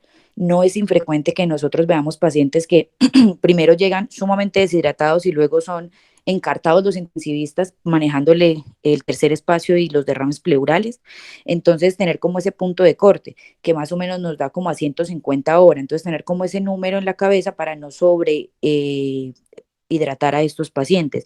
Lo otro es que el pensamiento de nosotros los cirujanos es muy resolutivo, o sea, nosotros quisiéramos entrar, solucionar, mejorar la necrosis y cerrar al paciente, pero lo que está apuntando más la evolución de la patología, pues de la pancreatitis aguda, es a un step up, como mencionaba ahorita Álvaro, y eso requiere primero mucha paciencia, segundo que compartamos este tipo de información con los servicios de cuidado intensivo y urgencias, porque en cuidado intensivo sobre todo son muy presionan mucho, como que, doctora, este paciente le está subiendo, tiene una PIA de 20, este paciente vea que ya tiene una necrosis del 50%, y mostrarles que hay otro tipo de mecanismos no quirúrgicos en donde se va a beneficiar más el paciente, no solamente en estancia hospitalaria y en días UCI, sino también en mortalidad, y enseñarles a ellos que el 30% va a salir solo con un drenaje percutáneo, que el 60% van a salir con manejo endoscópico, y que solamente una mínima cantidad de esos pacientes que van a requerir intervención, llámese la que se llame, va a terminar en manejo quirúrgico propiamente dicho.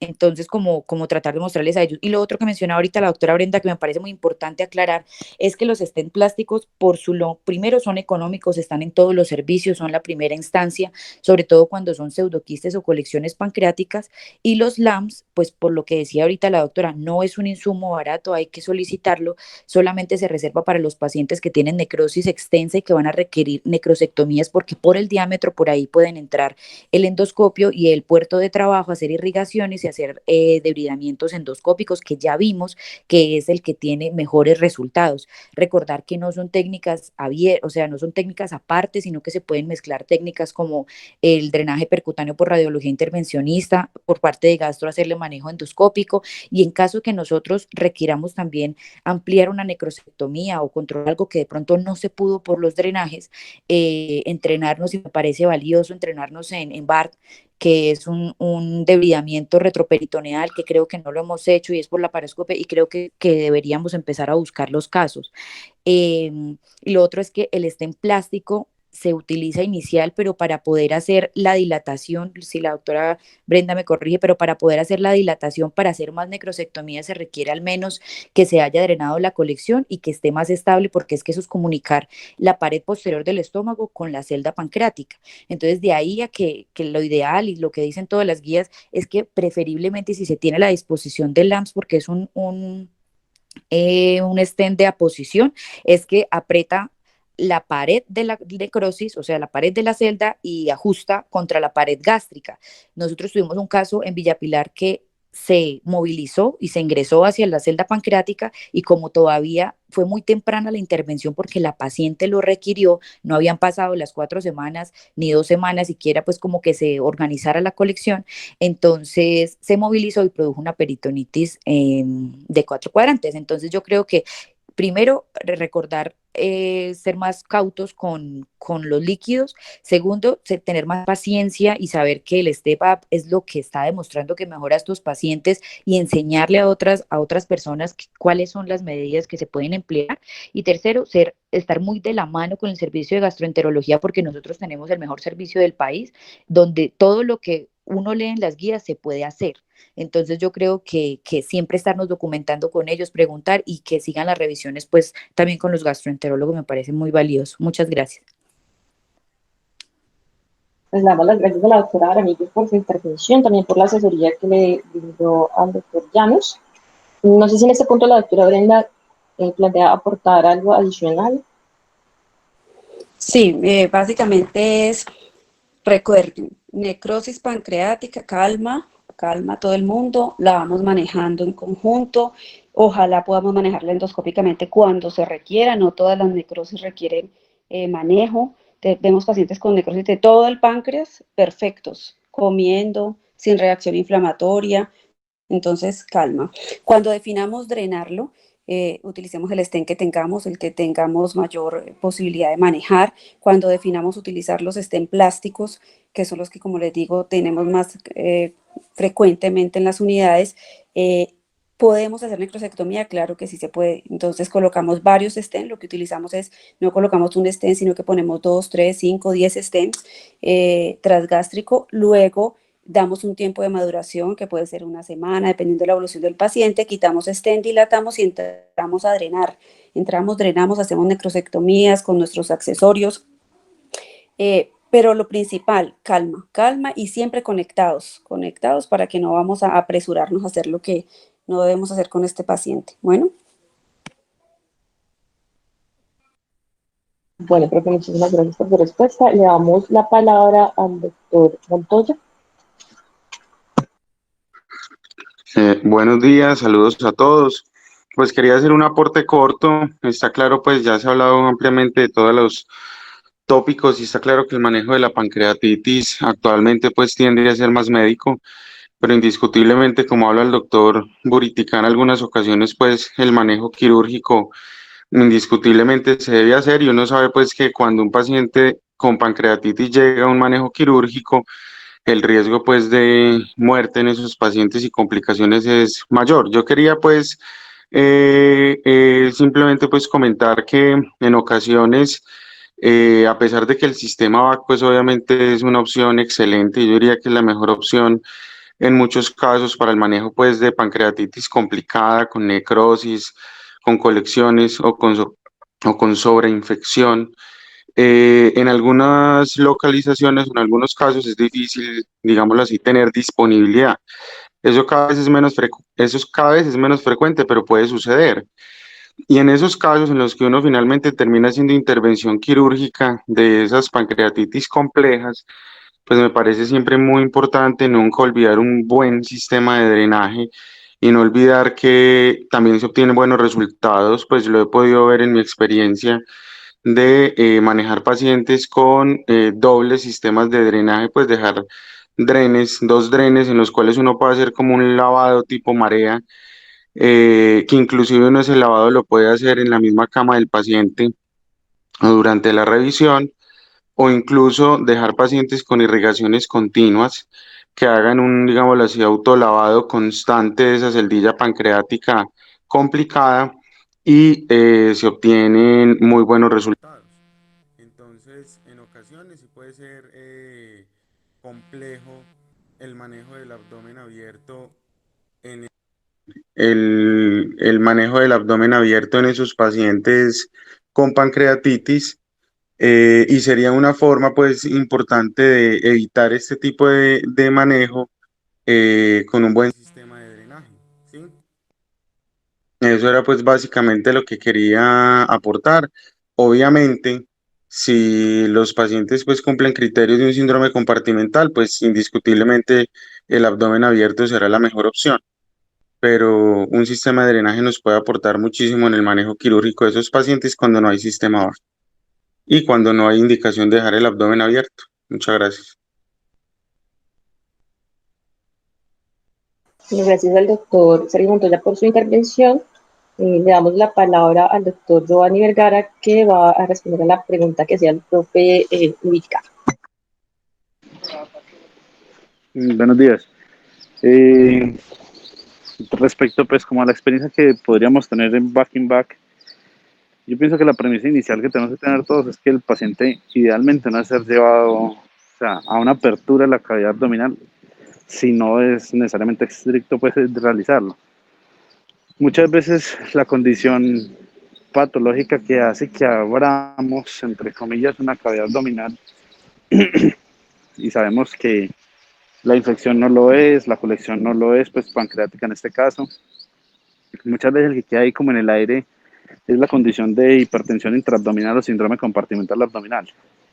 Pero aún en esos casos, y lo mostramos el año pasado en el Congreso de la Asociación Colombiana de Cirugía, demostramos que podemos hacer fasciotomías de la línea alba o incluso hacer una separación endoscópica de componentes anteriores y con eso usted libera la presión de la cavidad abdominal. O sea, ni siquiera eso se está volviendo realmente una indicación para abrir el paciente.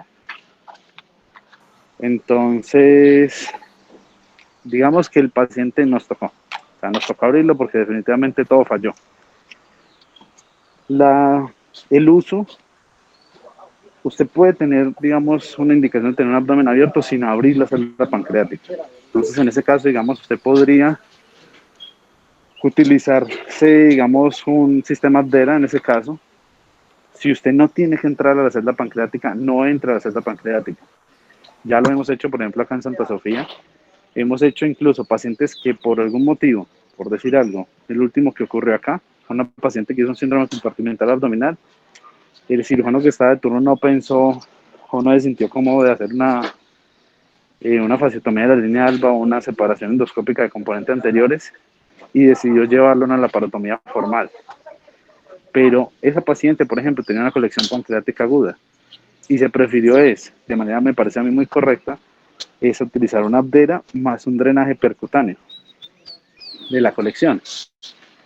Entonces, lo que sabemos es, si usted tiene un abdomen abierto, tampoco entra a la celda si no es estrictamente necesario.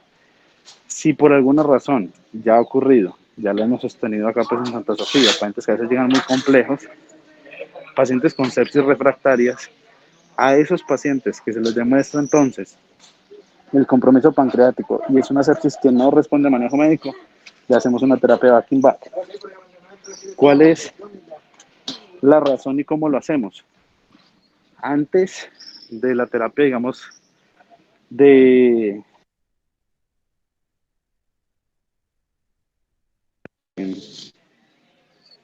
disponibles por parte de BAC, entonces hacíamos era la aplicación de dos sistemas independientes para hacer un mejor control sobre la celda pancreática, donde a veces es difícil de pronto extender la presión del BAC. Hay que entender que el sistema, digamos, en el estudio que hace Demetrio Demetriades sobre abdomen abierto, él estudia muy bien y demuestra que la Abdera es un muy buen sistema y que tiene unos milímetros de mercurio simétricos y, digamos, dispersos en todo el abdomen. Un brazo de estos a la cavidad abdominal, o a la cavidad, perdón, en este caso a la celda pancreática, pues ayuda. Pero tiene que entender usted que cuando usted divide las fuerzas, por así decirlo, en el caso de una Abdera, extendiéndole un brazo solo a la celda, usted está dividiendo los milímetros de mercurio. En teoría usted tendría que aumentar la presión. Entonces una forma de evitarse esa fatiga es poniéndole un sistema de un back-in-back, o sea, haciendo un apósito especial. En este caso nosotros utilizamos un hidrofílico, lo ponemos de manera independiente a la cavidad.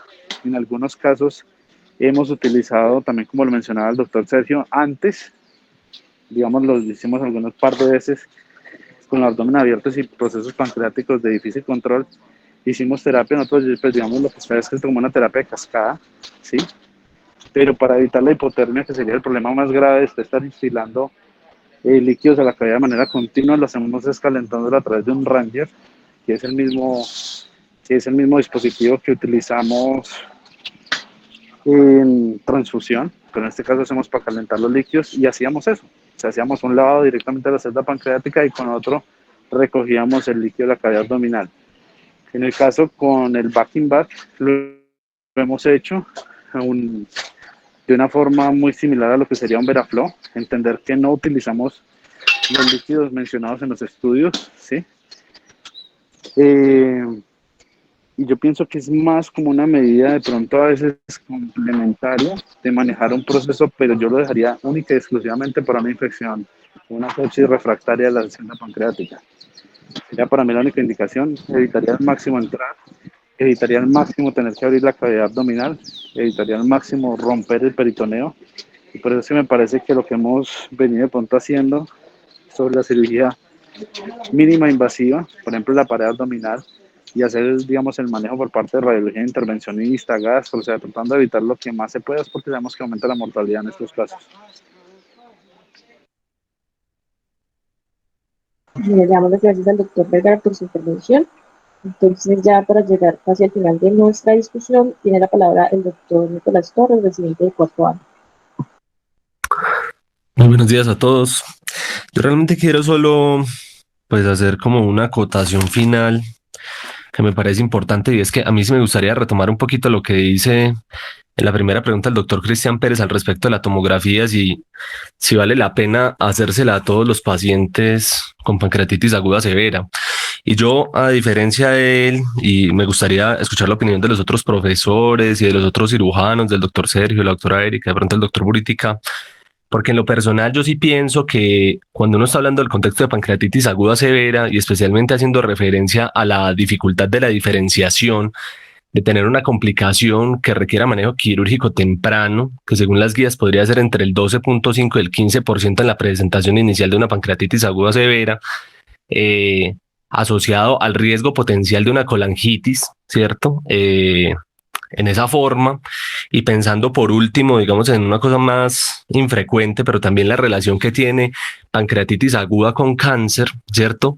Entonces a mí me parece que sí vale la pena en todos los pacientes hacerle una tomografía contrastada cuando se encuentran en contexto de aguda severa o cuando la podemos caracterizar según la otra clasificación como crítica, porque muy posiblemente esa tomografía, aparte de ser una base para poder tomar conductas terapéuticas, no solo va a hacer eso, sino que nos va a permitir también hacer una estadificación del paciente. Si nosotros miramos de los scores pues que hay validados para pancreatitis, ya existen muchos, y como lo mostró el doctor Álvaro también en la presentación, que incluyen la caracterización tomográfica dentro del pronóstico del paciente.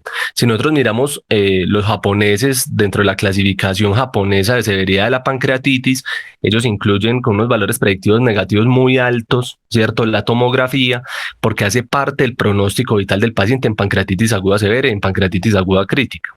Entonces, en esa forma, a mí sí me parece, digamos, lógico y razonable que todos los pacientes que tienen una pancreatitis aguda severa, en aras de diferenciar si tiene infección o no, si tiene una complicación extrapancreática o no, y si necesita una intervención temprana, quirúrgica, por ejemplo, diferente, digamos, a la complicación local pancreática, sí valga la pena tener en cuenta la tomografía. Adicionalmente, y lo que les refería en cuanto a pancreatitis aguda y cáncer, es que existen muchos estudios en la actualidad que muestran que hasta un cuarto de los pacientes que se presentan con cáncer pancreático temprano, definido como el que es posiblemente resecable y que no tiene metástasis a órganos sólidos a distancia, debutaron inicialmente con una pancreatitis aguda. Y al tener una tomografía basal, ¿cierto? La tasa de detección de esa neoplasia es mucho mayor. Y esos pacientes, cuando uno los mira en un espectro de 36 meses, tuvieron mejor pronóstico vital que los pacientes que no tuvieron el diagnóstico temprano. Entonces se considera actualmente que las pancreatitis podrían ser incluso un marcador pronóstico para cáncer, como digamos una herramienta entre comillas de debut para poder hacer el diagnóstico de esa lesión. Entonces a mí en lo personal sí me gustaría escuchar como el comentario de las otras personas que tienen mucha más experiencia, pero yo soy del concepto de que pancreatitis aguda severa o crítica sí necesita una tomografía temprana.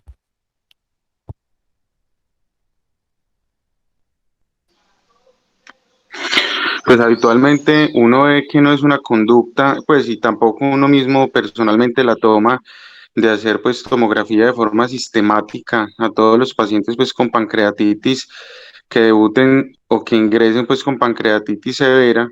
Yo diría que el mayor valor, y así también lo muestra la literatura, está dado uno en el paciente que se deteriora, digámoslo así, rápidamente dentro de las primeras 48 a 72 horas. Y uno ve que un paciente que ingresa con pancreatitis y que deteriora obviamente su estado fisiológico y su condición de base y su estado de gravedad durante ese tiempo, sería una muy buena indicación hacer una tomografía precoz durante esas primeras 48 a 72 horas de la evolución del paciente. Y segundo, las pancreatitis que son persistentes, cuando van más allá de la primera semana de evolución y no hay una resolución clínica o paraclínica, pues debería uno prender alarmas de que efectivamente hay una complicación asociada a la pancreatitis o incluso de pronto riesgo de que haya algún tipo de lesión asociada que de pronto no esté pasando por alto, y dentro de esas, por ejemplo, incluso patologías neoplásicas. Creería yo que esas serían como las dos principales indicaciones para hacer tomografía en estos pacientes con pancreatitis. No sé qué otra opinión tengan los demás profesores o colegas. Yo quisiera de pronto anotar ahí que mi punto de vista, y basado pues en las guías, es que yo estoy de acuerdo con Nicolás en que la TAC debería tomarse a los pacientes con criterios de severidad de pancreatitis. ¿Qué dicen las guías? Que no se debe tomar inmediatamente el paciente llega. Se recomienda hacerse las 72 a 96 horas, porque muchas veces la necrosis no está instaurada en las primeras horas pues, de inicio de los síntomas. Entonces, para optimizar el recurso, la recomendación que hacen esas guías es que sea a las 72 a 96 horas. Y cuando el paciente tiene un TAC score de 3 puntos o más, hacer un control tomográfico a los 7 a 10 días. Nosotros ya tuvimos un caso, Ciro, que estaba la doctora Caterina rotando con nosotros, donde tuvimos la discusión, el paciente iba muy bien, pero basados en la recomendación 1C que hacen las guías de hacer un TAC, si el TAC score es de más de 3 puntos a los 7 a 10 días, lo hicimos y evidentemente tenía una gran colección que explicaba por qué el paciente seguía con algo de taquicardia, aunque estaba tolerando bien la vía oral. Entonces, mi punto de vista es que sí se recomienda en los pacientes con pancreatitis con criterios de severidad, más no así en las pancreatitis leves, y que debe ser hecha a las 72 a 96 horas. Ese punto técnico me parece importante, porque es cuando ya la necrosis la mayoría de las veces ya está instaurada y optimizamos el recurso. Muchas gracias.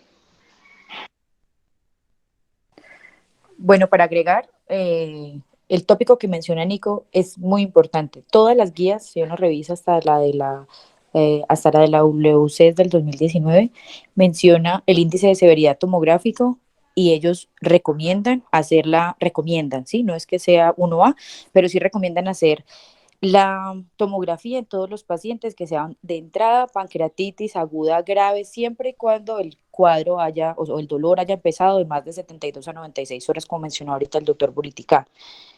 Pero la duda de Nico era teniendo en cuenta los pacientes que cursaban inicialmente con una pancreatitis y que después debutaban con un tumor pancreático. Yo creo que para este tipo de como de diagnóstico, si es muy mala la tomografía que inicialmente nosotros mandamos de rutina, que sería una tomografía con doble contraste. Así se hace la orden y la tomografía se toma en fase venosa a los 20 segundos y cada 2 milímetros de corte. O sea, no sería el mejor estudio si lo que uno está buscando es masas. Ese es el primer punto para la respuesta de Nico. Segundo, la tomografía, si uno quisiera hacerla como tamizaje, el perrito enseguida, si uno quisiera hacerla como tamizaje, se debe hacer con protocolo de páncreas, que es un protocolo muy diferente al de una tomografía con doble contraste normal. ¿Por qué? Porque la tomografía con doble contraste que uno solicita y que dicen las guías es para descartar necrosis sobreinfectada y colecciones locales, no más. Y el rendimiento o la sensibilidad para cáncer para cáncer de páncreas es malo con la tomografía usual. De hecho, ustedes, ahorita como dijo la doctora Brenda, qué lástima que se haya ido ya, ella decía que para endosonografía, también en el contexto de una pancreatitis aguda, hay muchas imágenes que pueden verse como un pseudotumor y la indicación es hacer una nueva imagen más o menos en 4 semanas. O sea, la respuesta de Nico sería, si tú lo que estás buscando es cáncer de páncreas, no es útil la tomografía que nosotros hacemos inicialmente, porque tiene muchos falsos negativos por los otros cambios que como la inflamación, que puede esconder lesiones pequeñas, o muchos falsos positivos de pseudotumor, que lo único que va a necesitar es otra imagen de control a las 4 semanas. Entonces, la tomografía, la recomendación está, como dice el doctor, en todos los que tienen de entrada pancreatitis aguda grave, siempre y cuando cumplan el criterio de tiempo de más de 72 a 96 horas. En los pacientes que no vayan evolucionando clínicamente bien o en los pacientes que empiezan a elevar reactantes y que uno tiene que pensar que lo primero que ellos hacen es organizar esa colección que pudo haber sido inicialmente pancreática aguda, ¿sí? Entonces, la tomografía como para seguir o para tamización de cáncer no es útil, ¿sí? La que nosotros hacemos no es útil. Y creo que si la hiciéramos como tamización de cáncer hay que preverla con protocolo de páncreas y solo se justificaría en los pacientes o más bien en los países donde tengan alta incidencia de cáncer de páncreas. Pues muchas gracias por la respuesta, pero entonces ahí yo tengo una discrepancia con eso, porque cuando uno mira los registros de cáncer de páncreas, ¿cierto? Con detección temprana, cuando hablan de la pancreatitis como marcador pronóstico, ¿cierto? Para la detección, digamos, de esos tumores en estadio potencialmente resecable, todos los estudios han mostrado que pues digamos, la imagen inicial que se tomó fue una tomografía con doble contraste. Evidentemente yo sé, y creo que aquí todos tienen claro que la tomografía con protocolo de páncreas pues es absolutamente necesaria para la caracterización del tumor. Pero a lo que yo hacía referencia es que muy posiblemente sumándole a las indicaciones pues de las diferentes guías de por qué tomar una tomografía, pensar también en el contexto de que esa tomografía puede ser un basal, ¿cierto? Para, digamos, diagnosticar tempranamente un cáncer de páncreas, pues esa sería como una, digamos, indicación adicional de por qué sí tomar esa tomografía. Porque a mí sí pues, me genera pues un poco escozor decir que a un paciente que tiene una falla orgánica, porque esa es la definición de pancreatitis aguda severa, que tiene una falla orgánica, o en el que se encuentra crítico que esa falla orgánica persistió, pues no sea necesario hacerle una tomografía. Así me parece pues como un poco, digamos, estrafalario, porque yo sí creo que al pensar en la tasa de complicaciones extrapancreáticas de la pancreatitis aguda severa y crítica, pues la tomografía tiene un valor, ¿cierto?, gigantesco dentro de poder diagnosticar a esos pacientes que necesitan ser intervenidos. Y no estoy hablando de necrosectomía, estoy hablando de resecciones de colon, de resecciones hepáticas, de colecistectomías, que son, digamos, necesarias. Yo por eso, digamos, me quedo, pues a pesar de la controversia, ¿cierto? Pero me sigo quedando con que ese paciente sí necesita esa tomografía. O sea que, por lo menos desde la perspectiva personal, sigo pensando que así como lo menciona la doctora Erika, yo sí me adheriría, o sea, sería más adherente a utilizar esa tomografía en las primeras 72 horas en esos pacientes pues, que tienen gravedad.